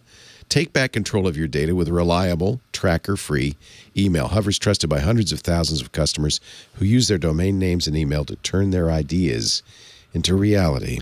Whether you're a developer, photographer, or small business, Hover has something for you to expand your projects and get the visibility you want. Oh, and we got a great deal for you. 10% off your first purchase of any domain extension for the entire first year. Hover.com/twit. That's Hover, HOVER.com/twit. And by the way, Hover builds in Whois privacy as part of the price, so that you don't get that page saying, you want to be private? Well, that'll cost you an extra $5 or whatever. None of that. Hover.com/twit. 10% off your domain extension for a full year. I've got hundreds, including Twit, all the Twit domains. Hover.com. Thank you, Hover, for your support. Hover.com/twit. Yes. I still own ChermanHoneyCrisp.com, which I got seconds after Stephen Colbert addressed Tim Cook as Chairman Honeycrisp. I love it. You know what? I better get that in case before someone else. You never use them, right? Planters, cheese balls, chopsticks.com. I'm guest hosting this summer. I'm guest hosting Clockwise on Relay with Micah. That's a great show. And last week, during the show, we joked about the concept of is the moon still orbiting.com? And by the end of the episode, guess what? Micah had registered Micah it. does that. Micah, and it just goes to the clockwise page. So thanks, Micah, for the it's, impulse buying domains is a real problem. I think lots of us have. We all have it. It's so sad. And eventually I'm going to go through those and say, okay, do not auto renew because, But what if, Leah, what if I do need that domain? The moon might not be in orbit, and then we need it. We need it. Hey, I got by the way, for you, Jason, you got a slot for the 6th computer right there, right? Yes. You only have 5. Sure. That's bothering a lot of our OCD viewers. Well, actually, there is, believe it or not, there is a MacBook Air back there with a 6 colors logo on it, but it's very I can't low see key. that. What are you talking about? And it's an M1, so it's not an old computer. Is it midnight blue? Well, it is an M1, so it's if just you've got a few gray. 100,000 to spare, space gray. Steve Jobs' prototype for the original Apple computer is being auctioned off. This is the thing that was hand wire wrapped so that Steve could then go around and say, hey, we need the chips. It's up for auction at RR Auction, hand soldered by Wozniak in 1976. We should check the bidding. They expect it'll be as much as $500,000. It was used to secure Apple's first major order in 1976. This is the device they brought very famously to the Byte Shop and showed Paul Terrell and said, would you be interested in carrying this computer as a kit, right? The prototype, according to Business Insider, has some minor damage, including a crack that runs from adjacent to the power supply area. Steve did it. He dropped it. Woz is so pissed. Let me go look at the, let's see if I can find the auction listing. Currently 278,005, 15 bids. It ends August 18th. If you want to bid for this, Jason, the next bid will be $305,000. Oh, boy. Let's get Jimmy Graywall to bid on it, right? He's the one with the Macintosh Museum in Dubai or wherever. Yeah, that's a cool museum. You should get that. Yeah. This is the Apple Computer A prototype. Not even an Apple-1. This is an Apple A. Really great story. Yeah, I think the auction record is something a little under $800,000, I think. Wow, look at this. I wonder who had this. Probably not for something as good as this. Yeah. This is history. This is not obviously operating. Mitch Waite came by. We did a triangulation with him some time ago, the old publisher of many, many computer books. And he had an Apple-1 that he got working again. Took a little bit of work to get the capacitors. Yeah, I think he had to replace them and so forth. This is not in good shape. This is kind of... And wasn't there a story about, as an illustration of exactly how lack of interest Steve Jobs had in Apple history, that he just cleaned out his office of all kinds of here's an Apple-1, here's prototypes of this, here's sketchbooks of that, and was just and he just left them in boxes outside his office, and eventually people just started taking them because Steve expected them to be just tossed in the trash. This is how they identified the provenance of it, by the way. This is a Polaroid taken by Paul Terrell in 1976 when Woz and Jobs came over and said, hey, man, you want to buy some of these, man? So, and it matches exactly. So that's how they know. This is I love your 70s drug dealer voice. Man. That was really great. Okay. A little Cheech and Chong-y, but I like it. You're implying that in 1976 the most valuable lid of pot was ever traded? Woz not here, man. Woz not here, man. I just want to be clear. Also in that slot where the MacBook Air is, there's a 12-inch. This is as yet unopened, but this is a 12-inch PowerBook. So the collection grows. Oh boy! Don't tell my wife that I got this one. 12-inch PowerBook from what year is that? Oh, I don't even. Anybody? 2000 aluminum. So where are you buying these, on eBay, or you go to the RR This actually came from site? This came from a reader who said, "I want to get rid of my 12-inch PowerBook. Would you like it?" And I said, "Sure, okay." I have started declining those offers. We had so much stuff I'm selective. Yeah, I'm selective, but this is one of the best. Again, to our earlier discussion about small laptops, I really like Apple when it is striving to make the smallest possible laptop, and it hasn't done that since the MacBook, that 12-inch MacBook, and the 12-inch PowerBook from back in the day, which is like the weight of 8 12-inch MacBooks, was also part of that kind of striving to be small and light as possible. Yeah. That's what, by the way, all collectors say. Oh, yeah. Stop whenever I want. That Dodge in the backyard where the grass is growing, that's very special. Yeah. 1971, you know. Someday I'm like that anymore. I'm going to fix that up someday. There's a family friend who, I don't know how much I should say about this. The county government came to him and said, you know those 100 cars in your backyard? I mean, literally. You got to get rid of those, man. those are an eyesore. Yeah. It's what we call a hoarding situation. But they're all special, man. They're all special. That was you wouldn't believe. Oh, man, you can't get those anymore. But that is that the same guy who sold the Apple A prototype? Yeah, exactly. Well, it's not here, man. Apple and Koss. What do those two names have in common? Remember Koss? Remember how many of maybe you're old enough, Jason, that you wore the 8-pound Koss Pro 440A headphones when you don't even remember that. I remember wearing some cheap Koss headphones. I don't remember wearing in the old days. People you probably have to be over 60 to remember this. The new Paul Simon and Garfunkel album would come out, and you'd get it, and you'd get it home from the record store, and you'd take it out, you'd put it on the turntable, you'd put on your Koss Pro 440A headphones, which would make your head kind of wobble because they were so heavy, and you lie on the ground, and you look at the album cover while you listen to the whole album 50 times front to back. And what would you say, and what voice would you use to say while you were listening? This is rad, dude!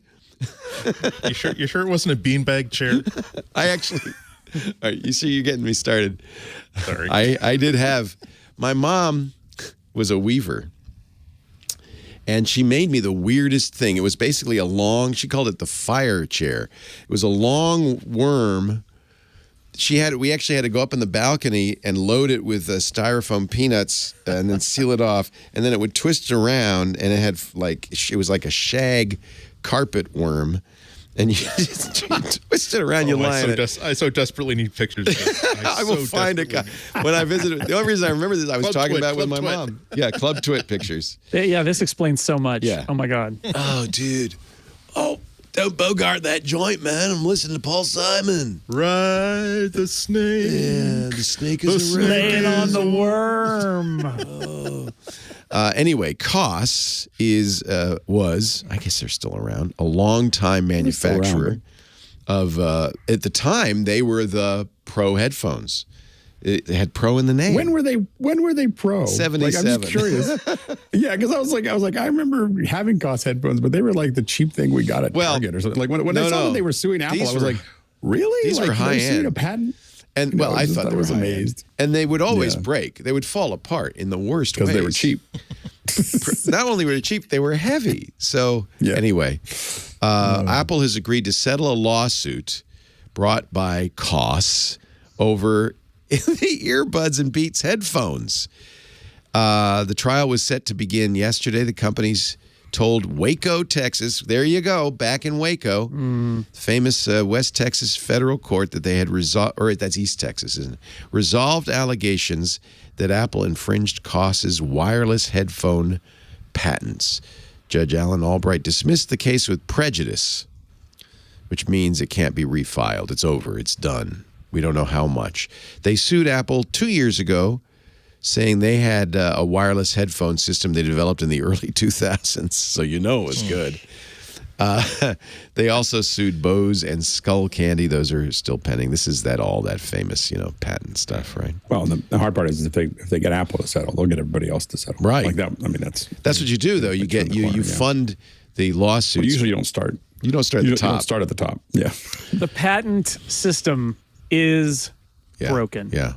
Yes. That's it. I mean, somebody has an idea for an imaginary wireless headset 20 years ago, and then somebody else gets companies to write them checks 20 years later. I mean, what I will say, a little more defense in this one, that they actually are a headset company, and they actually they're not what we call a non-practicing entity. They actually practice.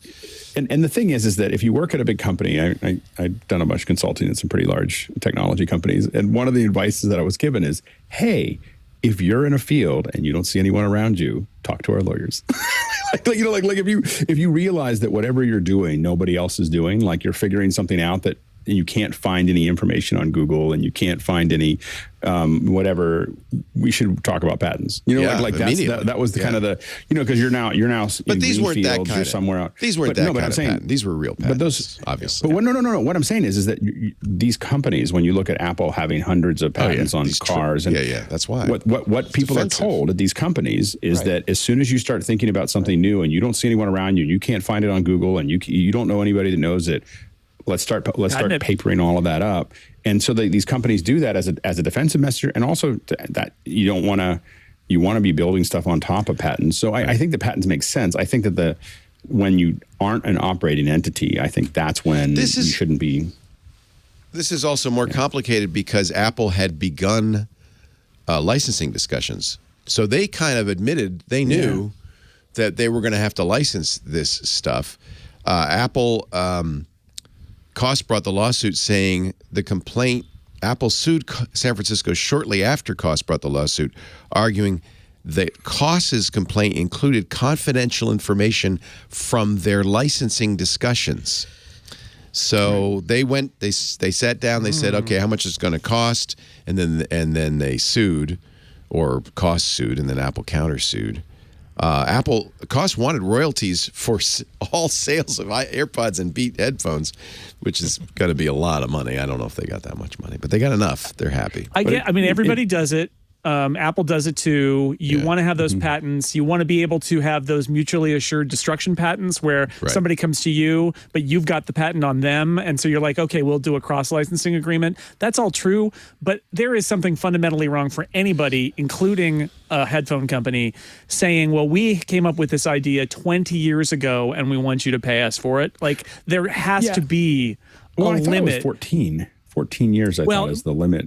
When did the AirPods come out? And it was early 2000s. And maybe they wanted royalties for like a year's worth of AirPod Pro sales or something like that.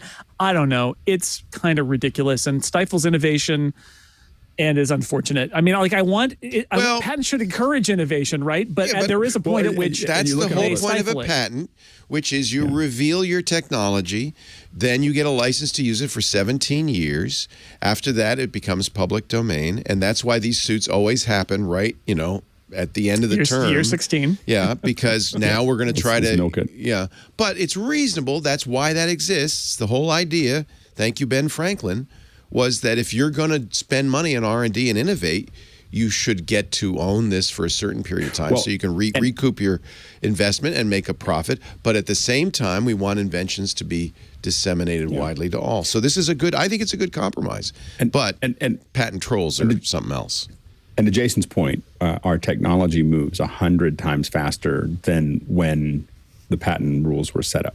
It might take you 17 years 200 years ago. Right, doesn't it? 17 years is like it back in that number changes. Years ago, 17, 200 years ago, 17 years might be how long it takes to go to market. Right. Whereas, but I do think, I think 7 years is very reasonable. I think 17 is a little on the outer edge. I think that indefinite. I'm now looking. It's 20 now. So it used to be the specificity of the patent that's granted, right, is also part of the problem. Is that one of the problems with the patent system is that the patents granted are too broad, and part of my feeling is like, I don't know what Koss patented in the early 2000s, and good on them for doing that. But I have a hard time conceiving of whatever they were granted as being so specific to what Apple was doing 15 years later that they are really the originator of the concept, right? It probably was more like, again, so many patents get. It's like, hey, I've got an idea. What if we had a radio transmitter and a receiver and headphones? It's like, okay, that's patentable. And in some cases it might be, and in some cases it might not be. And the patent office has to decide. And I think that one of the problems we see with patents is these very broad patents that get that are for obvious things that should be rejected. And then you end up in the court case or the negotiation where you're saying we might be able to find prior art, or we can argue that this is an obvious thing that should not have been granted as a patent. But because I don't want to be anti-innovation. I just think that this is the needle you have to thread, is how do you support innovation while not stifling innovation with patents? In 1970, Koss set the standard for full-size professional headphones with the iconic Pro 4AA. At the time of their introduction, the Pro 4AA were regarded as the first dynamic headphones to deliver true, full-frequency and high-fidelity performance with impressive noise isolation capabilities. You know how I did that, by the way? It's sealed. It gave you a headache because it was so tight on your head. Thank you, Retcon 5, for finding the history of the Pro 4. And I was saying 44. It's Pro 4 stroke AA. But I do remember those. Here's the patent term. In 1790, when the Patent Act was established, I'm looking at Wikipedia, it was for 14 years.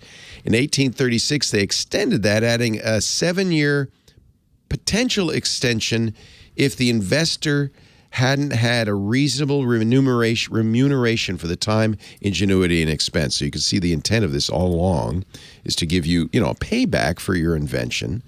In 1861, it went to, actually, there was a brief period. It was 21 years, 1836 to 1860. Then in 1861, it went to back to 17. And according to the Uruguay Round Agreements Act in 1995, it is now 20 years from the earliest filing date. And you know that because, well, we got involved in a patent action with, there was a guy who said, well, I invented podcasts exactly 19 years ago. And he got tossed out because he did not invent podcasts. But thank you to Adam Carolla for fighting that and winning. And the EFF, who eventually also won. So, Koss got their whatever. Their pound of silver, or whatever it is, 10, what is it? They're 20 pieces of silver. 20 pieces of silver, thank you. The pound of silver is from Shylock in Shakespeare or something. Pound of flesh. See, I confused the two. You can see why. Yeah. Apple, since 2000, speaking to what you were talking about, Alex, has applied for 248 car patents. Doesn't mean anything. It just means that they thought of something that they didn't see someone else do, and so you write it down, and it doesn't. In the grand scheme of things, patents are not that expensive to write if you have in-house lawyers, and so you just keep pumping them out. Yeah. I got a press release from Apple saying they're opening a new Apple store. Where is it? I think it's in the UK. I've lost it now, but this gives me a chance to show you the Apple Store time machine. Yay. From departmentmap.store. We were looking at this at office hours this morning. It was really slick. So you've seen this already. What is it? It is someone has rebuilt in great detail, rebuilt these. Now, I believe that there's an iPhone app that you can download that is. So this is a walkthrough, but it's not real. This is like a 3D rendering of it, or this is a 3D render, and based on photos. I haven't downloaded it yet. We just based on photos, but it is very detailed. Now, I believe that this is all 3D so you can tour around inside of this. This is just showing you what the experience is like. You want to get the app, obviously, if you're gonna. Yeah, you want to download the app if you want to look at. I think it's got 4 stores right now, and it looks looks pretty slick. Yeah. So it's not just the one store. So they'll show you. I think there's 4 of them. I believe that they're covering right now. There's they have the one with the spiral staircase. That's the Fifth Avenue one. They have. Oh, and this is from grand opening day. So this is what it looked like. So Tyson's Corner, May 2001. That's the first Apple store. That's in Maryland, right? Then Stanford Shopping Center, 2004. I was at that opening. That was Steve Jobs did that opening. He was real proud of that. That's the mini store. Palo Alto. Yeah, that's the mini store. Super tiny. The Fifth Avenue store, that beautiful glass, which is gone now. It's different. But the original spiral stairs of the glass cube. And then the Infinite Loop store, which opened in 2015. And this is a free download. Nice. Very nice. Brompton Road opens day after tomorrow. That's a new London store. Apple Brompton Road in the city's bustling Knightsbridge neighborhood. Look at all the foliage in there. It's like lousy with foliage. I got to say, I love whoever is doing Apple's real estate and design. I love that, especially in places that have historic buildings, which is like not the United States, how they integrate. Oh, I mean, yeah. Grand Central is like that. But like if you look at the Brompton Road one, they have integrated with what this building was, right? And they've kept some of that flavor of the old building. It's like not everything must be a glass rectangle, right? And I like that about what they do with these historic buildings that they go into. They did it in L.A., though. also- They did that Tower Theater.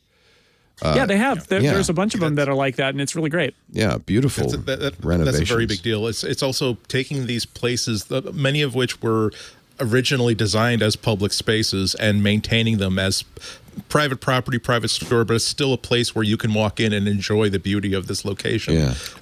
Not in its original form, but at least hasn't been torn down and turned to condos, or at least the theater has not been turned into some sort of private club space. I have not because we seen were this losing public this spaces. Tower Theater store. I can't wait to see it. This is old classic Golden Age movie theater in the heart of L.A. And they kept the balcony, which is hysterical.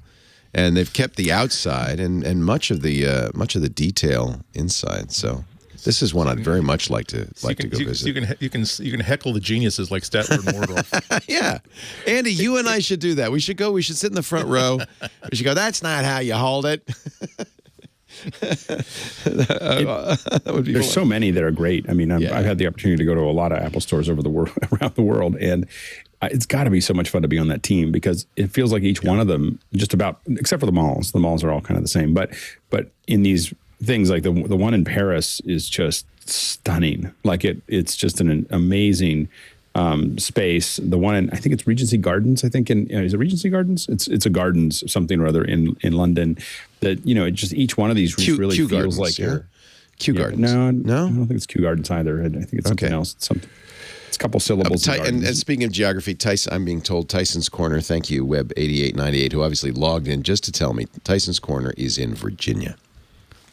Oh, yeah. I should have known that. I was nearby giving a number talk, one. and so I actually visited it. And because Did you because heckle? it's like- Did you heckle the geniuses then?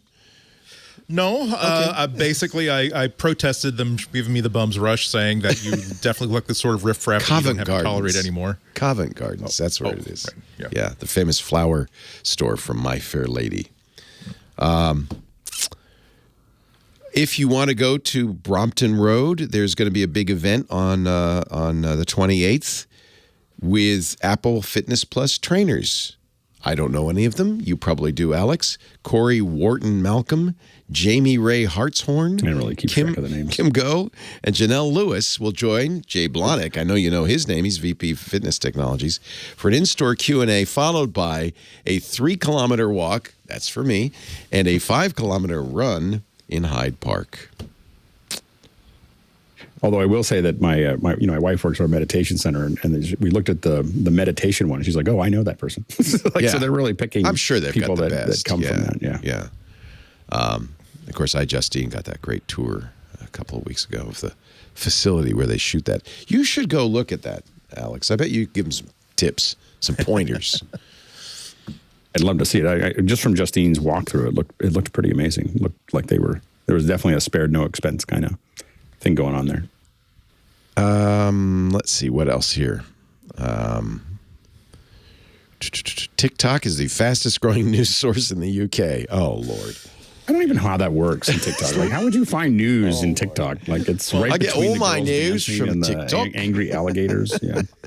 It's all about discovery. Like even the It is, yeah. even Google's like it's chief of basically every division inside Google that makes Google money was basically saying that 40% of searches are now happening like inside TikTok and social media for like a lot of the profitable things that Google sells ads for, and that's starting to become a really big problem. It's why everything's turning into TikTok these days. Yeah, including Instagram. I am right there with the Kardashians. that Instagram is a wasteland. I hate Very to say it, disappointing. but yes, it's like YouTube and Instagram. It's like my feed used to be filled with like lots and lots of really interesting like individual pictures. Now YouTube is like I see that vertical format. Like, damn it, like 1/3 of like all the different things I've subscribed to, and I don't blame them. You got to make money off of your channel, and this is where they're just blatantly copying TikTok. They don't have a good idea. No. Because it's I'm talking about the creators. That the creators, they have to do it. You can. Well, you My can tell son how is big on desperate- Instagram now. He does the same thing he does on TikTok because Instagram supports it. Yeah. Well, because it's you can tell like when they start offering decent money to creators, without having to really kowtow to the algorithm, saying no, just please upload more shorts, please upload more videos in Instagram. That's when they're basically telling you, here's how much money we are going to pay you extra if you post more of this content. You can see how scared they are about TikTok. And it always ends. You know, like Facebook was like, hey, we'll share when you go live, we'll share it to everyone in your network, you know, without you having to pay for it. And then in 1 week they were like, yeah, no, we're not gonna do that anymore. No. Just like, and now all these companies and everything else have built up their infrastructure inside of something that is not sustainable. Right. I mean, it is such a snake water. I'm disappointed because I really, as a photographer, that's the place I want to share my still photos. And as it turns into TikTok, Adam Mosseri, who's the president, Facebook guy who was brought in to run Instagram. I love Vice Motherboard's headline. Instagram admits it's not good after Kardashians beg it to stop copying TikTok. The things you hate about Instagram will continue until morale improves. Ryan Broderick, who writes the Garbage Day newsletter, his tweet was, hey guys, I know you all hate what we did to our app. We hear you.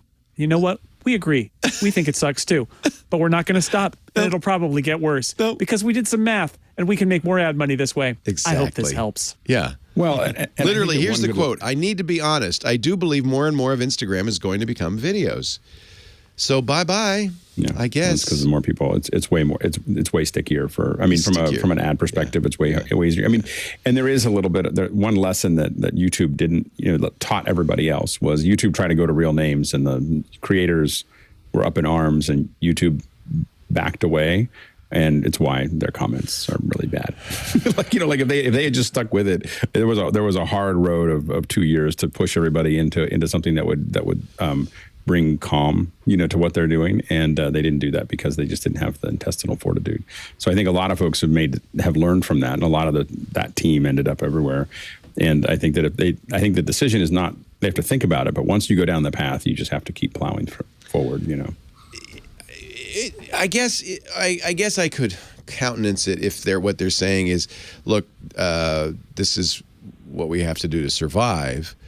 But what it really looks like is we have no idea what we're doing, so we're just going to copy the hot thing right now, which is TikTok, and leave it at that. And we're not willing. The data is on video side. There's some of us. I've never put a video on Instagram, so I don't. But you've been a long time supporter of TikTok. You were one of the first people I know who said, "Look, this is huge. This is." Well, here's the thing, though. There's the product of Instagram, which was photography, and there's the fact that video is successful. The problem I have is that it's a site that was based on photography, saying, you know what, video is more successful, so see ya. We're going to do video. Exactly. It's like, okay, but like your photo site was also good. And just because video is more popular or hotter than photos doesn't mean that photos aren't good. And what you're really doing is saying, we've decided to throw this in the garbage to do this other thing. And like, I get it from a business standpoint, but it also shows you that their feeling about the value of what Instagram was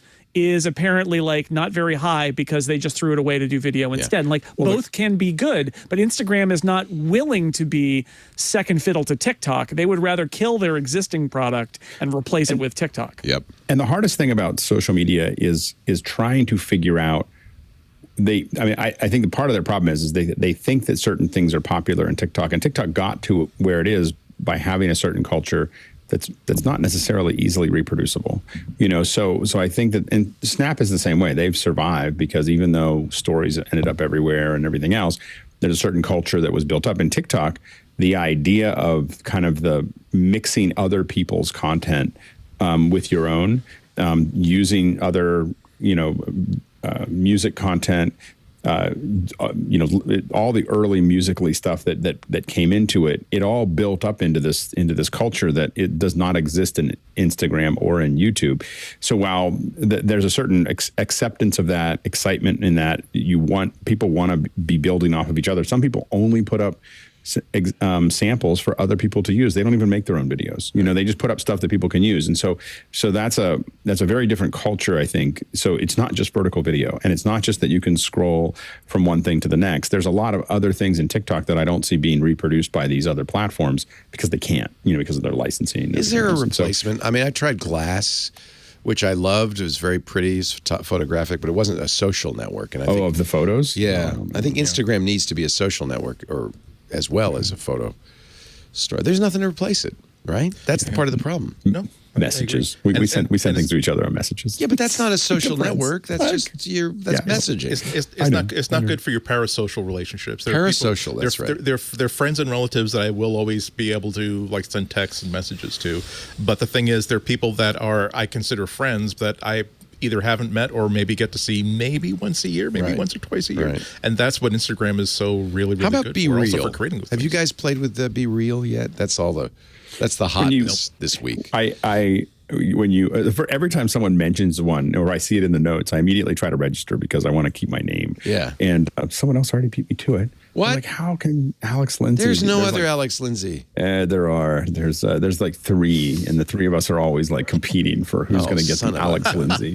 So there's one as a photographer in London because he's Alex Lindsay 1 at something, and I was like, oh, I got you.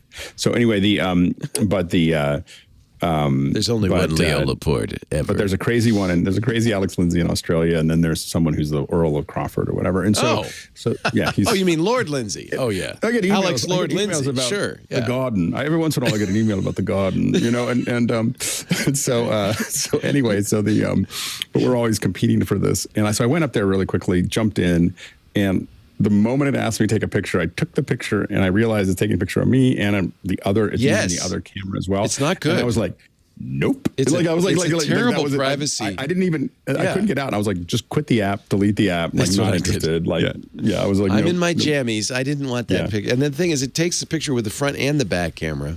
Yeah. So the idea is you're being real, and then you get this notification once a day, and you have 2 minutes to take the picture. So it's what you're doing right now. The problem is, if you don't want to do it and you take it later, like Aunt Pruitt posted his 1 minute late, and then it scolds you. It says, "Oh, that was 1 minute late." Go to hell. I can see the business plan. I can see the slides. Yeah. That's the problem. You don't want to. You shouldn't ever see the business plan. Yeah, but we can get past the artificialness of Instagram and past the artificialness of all these things by forcing people to just jump into it. But as someone, I was like, no, I'm not interested. It's like that. That's like what was the one that was like Place? Was it Place or the one that was Path? Like you think of Path? That was it. Yeah. I'm sad that went away because that was actually pretty good. I took a couple photos there, and I was like, and I got them. I generally don't put pictures of my kids, and I just took a couple pictures of me and put it on Path, and immediately was like, I don't want to play. Eventually, this is a bad thought process. Yeah. Apparently, according to howmanyofme.com, there are 23 people in the U.S. named Alex Lindsay, but there is only one Alex Lord Lindsay.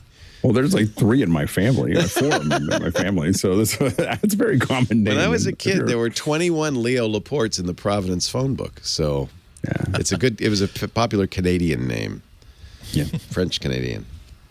Where did you find that? In Providence. Howmanyofme.com. Scooter X put it in the chat room. Okay, there we go. Howmanyofme.com. Yeah. There's got to be more than that. Wolfram Alpha would tell you probably too. All right. Yeah. I think we've run out of stories. Did I miss anything? We're getting down to talking about Be Real. That's pretty much as bad as you can get. Can I have for one correction? It was 30 pieces of silver, not 20. Thank you. Let's get that right. Okay. Because if there's one person who's definitely going to correct you, it's people who know their Bible. Yeah. I was in the last big trip we took before COVID. We were in the Garden of Gethsemane, where those 30 pieces of silver were paid off. And Take this cup away from me. you know, they say that the olive trees there are still the same ones 2,000 years later. They look 2,000 years old, but I don't know if they're the same ones. And then next to it, there's a church which has a big stone in it. That's where supposedly Jesus lay. I don't know if he slept in the garden, but he lay down while the disciples went off and partied. And so that stone's there, and the faithful come and they touch it. And Lisa went and touched it. She said, "Yeah, whether the vibes are from Jesus 2,000 years ago, or the 18 million people who then touched it, I'm not sure, but there was definitely a vibe." She said. If every body part of an apostle in a reliquary were actually authentic, the apostles must have been like 80 foot high and just many like finger beefy bones as hell. many fingers. We did the whole thing though. In Jerusalem, visited all the spots. It's amazing how crowded and touristy it is. But that's it's popular. I always think it's amazing when you're in the Middle East and you go to Middle East or in Italy or something like that, and you go somewhere and you realize, oh right, that's 2,000 years old, or 3,000 years old. This isn't like in America. We just something that's 300 years old. You're like, whoa. And Petaluma's full of antique stores with antiques that are from the 20s. Yeah, this is not the same here. Have you been to the antique in the military museum? Oh yeah, I told you. Lisa's father is one of the storekeepers there. Yeah. Oh my gosh, I thought that was amazing. You just go downstairs and it's just like this. Where am I? So they have howitzers and tanks and grenades. It's amazing. A whole museum thing with a jeep and a in the basement. Plastic person and in the basement. It's Petaluma. Come on down and visit us, kids. We also got chickens. Yeah, my kids and I enjoy going to antique stores and so it's just that's like a the best fun one, thing to actually. see all the. Yeah, it's pretty good. The Vallejo one's pretty good. It's pretty good. At antique. It's not. You don't go for real antiques. You go for No, you just go to explore the past. Yeah. There's just so many. You're like, wow, this meant something. And if you can feel vibes, which I can't, I guess you'd feel some vibes there. Yeah. All right. Let's do our picks of the week. That's next on Macbreak Weekly. Alex Lindsay, Mr. Andy Ihnatko, and the fabulous Jason Snell. Starting with, we're going to do picks of the week. Let's see. I don't know. Let's start with you, Jason. What's your pick of the week this week? All right. I've had this, for those watching on video, I have a original Mac behind me. And what you may not have noticed is there's a little plastic thing sitting there in front of it. I see it. This is the Floppy Emu. It is basically like a little Raspberry Pi-y kind of device. And what you do is you attach it to the floppy drive on the back of early Macs and stick an SD card inside. And the SD card is full of disk images, and it will boot the old Macs off of the SD card. Just like it's even a floppy. Better than that, Oh and just my like it's a God. floppy. It also is Apple HD20, I think, or HD80 emulation. So you could attach early hard drives via the floppy port. It also supports those. So you can really load any app you can think of that you find on the internet onto that one volume and have it accessible at one time. This is an upgraded to a plus version that is running it's 608, System 608. Wow. So not System 7. And that looks like Mac, right? You've got I've got that's actually Word 4 up there because it gave me more fancy. typography options. But you can choose what you want. Pretty much all that old software is available to download on the internet now. And yeah, you just stick the SD card in a Mac or a PC or whatever, and you can open up the disk images and drop files into it, and then stick them into the Floppy Emu. And the way it works is really clever. It actually has a little screen and some buttons. So when you turn it on, you can actually use the buttons on the Floppy Emu to decide which disk image you want it to mount, and then it mounts that, and the Mac boots up. And then you've just got a Mac. So basically it opens, if you've got a very old Mac, it opens, you don't need to find floppy drives or how do I get something into it, right, is always the question. Instead, the answer is copy it to an SD card and plug it in with the Floppy Emu. And if you're saying, I have an old Mac, but it's not that old, there is a project called Blue SCSI that does the same thing with a SCSI drive where you stick an SD card in it and then it emulates the SCSI version, but this is the Floppy Emu. from the very aptly named bigmessowires.com. Yep, bigmessowires.com, and they'll sell you the bare board, or they'll sell you a little kit with a little plastic container. It's great. It is awesome if you've got a very old Mac and you are sad because it turns on, but all you get is the question mark because, that's you don't have any discs for it, and you lost your discs. This is actually my wife's college computer. Oh, wow. From the late 80s, and does it go boop? And it still works. Yeah, the whole thing works great. So how much is the BMO Floppy MU Deluxe bundle? $129. Is it 129 or Yeah. 120 for the and that's what I bought, but you can get the bare board for 99 if you don't want a case and stuff like that. But is there a port on the back? Forgive me for not remembering that you could plug this in. There's a floppy port on the back of a lot of early Macs, and also Apple IIs. And in fact, this will also work in an Apple II Plus with an adapter, or an Apple IIe with an adapter, or on the Apple IIc. Although I think there's an adapter if you want to boot from this. So a lot of old Apple stuff has that Apple floppy port on it, and this floppy emu will emulate any of them. A Lisa too. If you've got a Lisa, you can boot the Lisa from this thing. Wow, I wish I had a Lisa. Never could afford the Lisa. That would have been a nice thing to have. And kids, before you run out and spend $129 on this and find your wife's old Mac Plus, you might want to go to archive.org and just run some of this old software to see. Do you really? Of course. All this stuff can happen in emulation, but I think part of the fun of having retro hardware, it's a shame if you've got an old Mac. Yeah, you can run it in emulation. Yeah. But if you've got an old Mac and it's just sitting there, I mean, there's nothing sadder than having an old Mac where there's nothing to boot off of, and it's just like I know it turns on, but then what? And so this is an answer to that question. And after this has been in my garage for like 15, 20 years. And it's still booted up, but there was nothing for it to boot into. And now it's completely functional again, which is pretty awesome and fun. Well, you just made Rachel in our chat room happy. She says she has 6 Mac SEs. All the floppy drives are broken. She's very excited now. She can get them booted up, and you can make a cluster them together, and you can run Dark Castle. You can play NetTrek. Andy Ihnatko, pick of the week.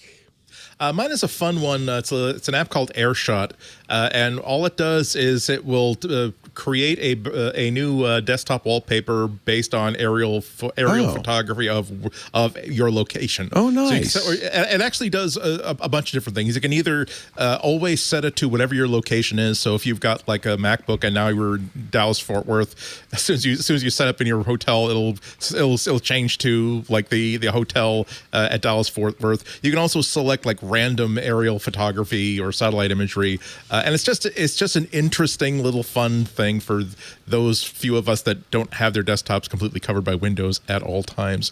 And it operates through it's an app. It operates through a menulet, so you can set the preferences, set features, set exactly what it does, how often it will change out, stuff like that. A little bit of fun, and also if you get it before the end of July, this is the first anniversary of AirShot, and so they've basically made it free until the end of July, so you can download it and just have this fun little dingus.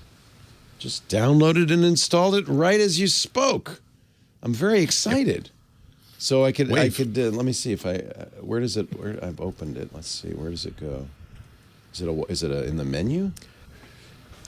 It should be when you run it, it should exist in the menu bar. Oh, it's a menu bar. Why everybody does that now? Why do that, Yeah, because making something run as a system extension is now way too much trouble than it's worth. That's why. Yeah. And if you make it, or if you want it to behave like something that should be in system prefs, it's way too much trouble than it's worth. But if you put it in the menu, it'll give you similar to this sort of thing. Yeah, there's my map. So now I right click and I can make it a wallpaper. Yep. Oh, that's cool, and it's free. And it's free for the end of the month. After that, I think it's not expensive. I think it's a few bucks. I can't remember, but yeah, it's definitely worth it for free. For a few bucks, it's also a nice little bit of fun. Like I said, I like these apps are just a little bit of fun. It's not going to solve any problems for you. It's not going to increase your productivity, but it's going to give you a amount of pleasure commensurate with what you paid for it, even if you paid like $5 for it. Nice.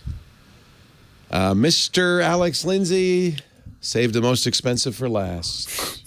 I don't know. It depends on how long you keep it.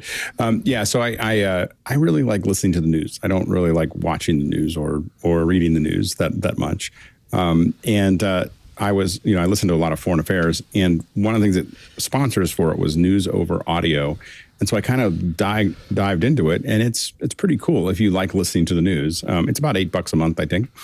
You can test it for free, so you can try it and listen to it and see if you like it. But it's really high quality reads, and it's lots of different articles, Wired and Economist, and a lot of obviously Foreign Affairs and other ones. And so it's kind of a wide range of magazines that you can listen to, the New York Times and a lot of other ones. And so you can listen to those articles while you're doing something else.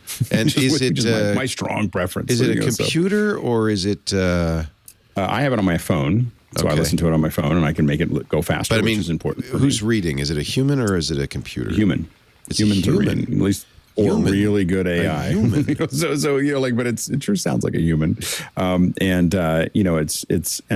good. It's humans right now with good diction. And the reason that I'm touchy about that is that a lot of Audible things I stopped listening to because I can't. I hate mush mouths. Well, I can't. Well, they're mush mouths at 1.75x, and I can't understand what they're saying.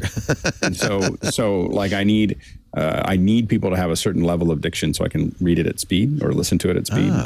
So far I can listen to just about everything here. In fact, if you slow it down to 1x, I always find funny audiobooks to be very funny. At 1x, I'm like, wow, that is super painful. To listen to something at 1x is really hard. Yeah. But so if someone doesn't really have great diction, I just want to not use it. Great diction. So far, yeah, diction is really important. And it's actually why I like listening to Kindle, is because the AI is super sharp, as far as that goes. Who probably has really good diction is Alex Lord Lindsay. I bet his diction is fantastic. He's not very good at the R's, though. Roller good. In his kilt, that he'll be, Where is this generation's Thatcher coming from? Because this is what Britain needs. That's it. Alex Lord Lindsay on Be Real. You'll be amazed. Working classes are the working classes for a reason, because they are meant to work. That unfortunately is the voice you should use. The Wi-Fi is not working on WGBH in Boston. It'd be very appropriate for public radio in Boston and the Boston Public Library. Andy Ihnatko, when you can be on next? Next Friday at 12:50 or 12:45 at the Boston Public Library. Go to WGBHnews.org to stream it live or later. We also have we're also streaming it on YouTube. So again, I have to shave and comb my hair and that kind of stuff. So that's always fun. Hate it. Yeah. Again, the video keeps chasing me. I keep trying to give me a venue where I don't have to look presentable, but no, unfortunately, I'm now expected to look like a human being who takes care of himself. And I don't know. It's a struggle, Leo. Yeah. It's a struggle. I have to take showers on Tuesday mornings now. Thanks, Leo. There you go. Doing what I can for personal hygiene. That's Mr. Six Colors is going to be very busy on Thursday. Make sure you go to sixcolors.com for all the color charts showing you Apple's Q3 2022.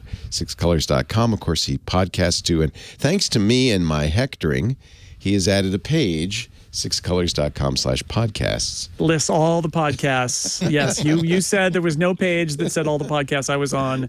And so now I think it's like sixcolors.com/podcasts. You can go and you can actually see the list of all the podcasts that I'm on. I bullied him into it. Well, we're glad you're on this podcast anyway. And thank you for shaving. You select that menu, and suddenly the fans on your MacBook Air start spinning. Too much to list. Too many to list. A lot of data. It's a lot of data. Scroll. Alex Lindsay, 090.media is his day job, but most of the time you'll find him at officehours.global, which we were all commenting on how great it is on the cruise. Officehours.global is kind of just your side gig, I guess. What's going on? I finish it by 9 a.m. Yeah, usually, then I go back to work. You tested microphones this week. We've been testing. I have so many. I have microphones like all over the place. I have like 6 or 7 of them, and we've been. It's really it's a really fun lab environment because I'm putting them together, but there's like 7 or 8 people that are going, well, what about this and what about that? And then there's people online that are watching that are going into the chat and the everything else and pointing out, oh, but we need to test this, and this is the wrong environment, or switch over to this. And so it's like a lab. And we're just experimenting with this idea right now. It's like a lab, but it's like with a whole bunch of people all at one time. And I feel like we're learning a lot more together, doing it that way. And so, anyways, do you have a best? Do you have a favorite? So we've been kind of thinking through some of the requirements of what we need specifically. So it has to have USB, so you're testing for Zoom and Skype and podcasts. Yeah, we're testing. We're like in what we're doing. What makes a difference there? So one of the things that do I have to have a big dead cat like that? Yeah, look at that blimp. So Courtney, by the way, who's on there, he coined a new term of a wind weasel. Oh, that's a good wind weasel. Instead of a dead cat, he called it a wind weasel. So anyway, which is very apropos. Anyway, so we've been testing lots of mics because we're trying to, especially for Michael Krasny's show, we've been sending mics out. Like I don't want to listen to anybody's. Yeah. And we've been mostly still sending out the MV7. The MV7 is still kind of the leader, but it's $250. And so we've been looking at ones at 100 and 150 and 200, trying to find something like, do we just keep on buying the MV7s or do we do something else? Is the consensus that it's better to buy a mic with its own USB interface or have a pro mic with a standalone USB? Well, the one that we like right now is to do both. So the MV7 has an XLR out and a USB. That's and the nice thing about that is that the Shure MV7, I can plug it in and it just works. If I get a better interface or I want to make it part of a round table or whatever, I have an XLR output that I can use as well. So there's a couple of them, the MV7, the Samson. There's a couple of these other ones that have these outputs, and so we're testing that. We're going to be testing that a little bit more next week as well. And so so we're and they're working out great. Like all the stuff that we're recording on Gray Matter for with Michael Krasny. We had Richard Haas, who's the president of Council of Foreign Affairs. Michael Krasny's. His Rolodex is really deep, in case you're wondering. Oh, I bet. Yeah. So Richard Haas came on. He was like, I listen to Foreign Affairs all the time. And so the idea that the president of the Council on Foreign Relations, who creates Foreign Affairs, I was pretty excited. So anyway, so he came on, talked about international stuff. But we send these mics out to everybody, and it just really peps up the show a lot. Nice. Like to have great audio for every person. And so, but we want to keep on doing it. This is like, for instance, this one's, we call this the bling mic. So this is the Earthworks makes this, and this is it's very pretty. It is very pretty, shiny, and it sounds really good too. It really sounds good. It's just that for the kind of show that we're doing right now, it feels a little blingy. But if I wanted bling, there's a lot of bling here. And so we have. You could be Edward R. Murrow with that mic. You could really. Yeah, exactly. So anyway, we're having a lot of fun. Nice. officehours.global. Thank you, all three. It's great to be back. I'm glad you were isolated far away from me so I could sneeze on you. But we will be back again next Tuesday, and every Tuesday, 11 a.m. Pacific, 2 p.m. Eastern, 1800 UTC. You can watch us stream it live at live.twit.tv. There's audio and video there. If you're watching live, chat with us live. The open chat room is irc.twit.tv. It's an IRC. Yes, it is. We do have a Discord, but that's for Club Twit members. $7 a month gets you access to that. The Discord is really a fantastic place to hang out for all kinds of reasons, including at Ask Me Anything. We've rescheduled with you, Alex, for August 18th. So we're looking forward to that. Yeah. That's going to be a lot of fun. You also get ad-free versions of every show we do, which is pretty special. And you get the Twit Plus feed, which has unique content not available elsewhere. All of that for $7 a month. That's one of the things they told me on the cruise. It should cost more, but I said no. No, I said. It's just right. twit.tv/club twit. After the fact, of course, on-demand versions of the show available with commercials or without, depending on your club status. If you want the free version, go to twit.tv/mbw. All the shows are there. What is this? 800 some shows, some ridiculous number of shows we've done for MacBreak Weekly. And there's the new album art, too. I hope you guys like it. You can also get a copy of the show from YouTube. YouTube has the videos. That's a great way to share. If you want to just send a segment of the show to somebody, you can do it on YouTube. And, of course, subscribing in your favorite podcasts. The best way to get my podcasts, Alex's podcasts, Andy's podcasts, Jason's podcasts. Just go to your favorite. We like Pocket Casts, Overcast, Apple and Google have podcast apps, and subscribe. That way you'll get it automatically the minute it's available.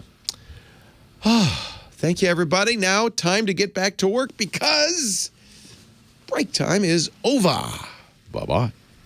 Hey, I'm Rod Pyle, Editor-in-Chief of AdAster Magazine, and each week I join with my co-host to bring you This Week in Space, the latest and greatest news from the final frontier.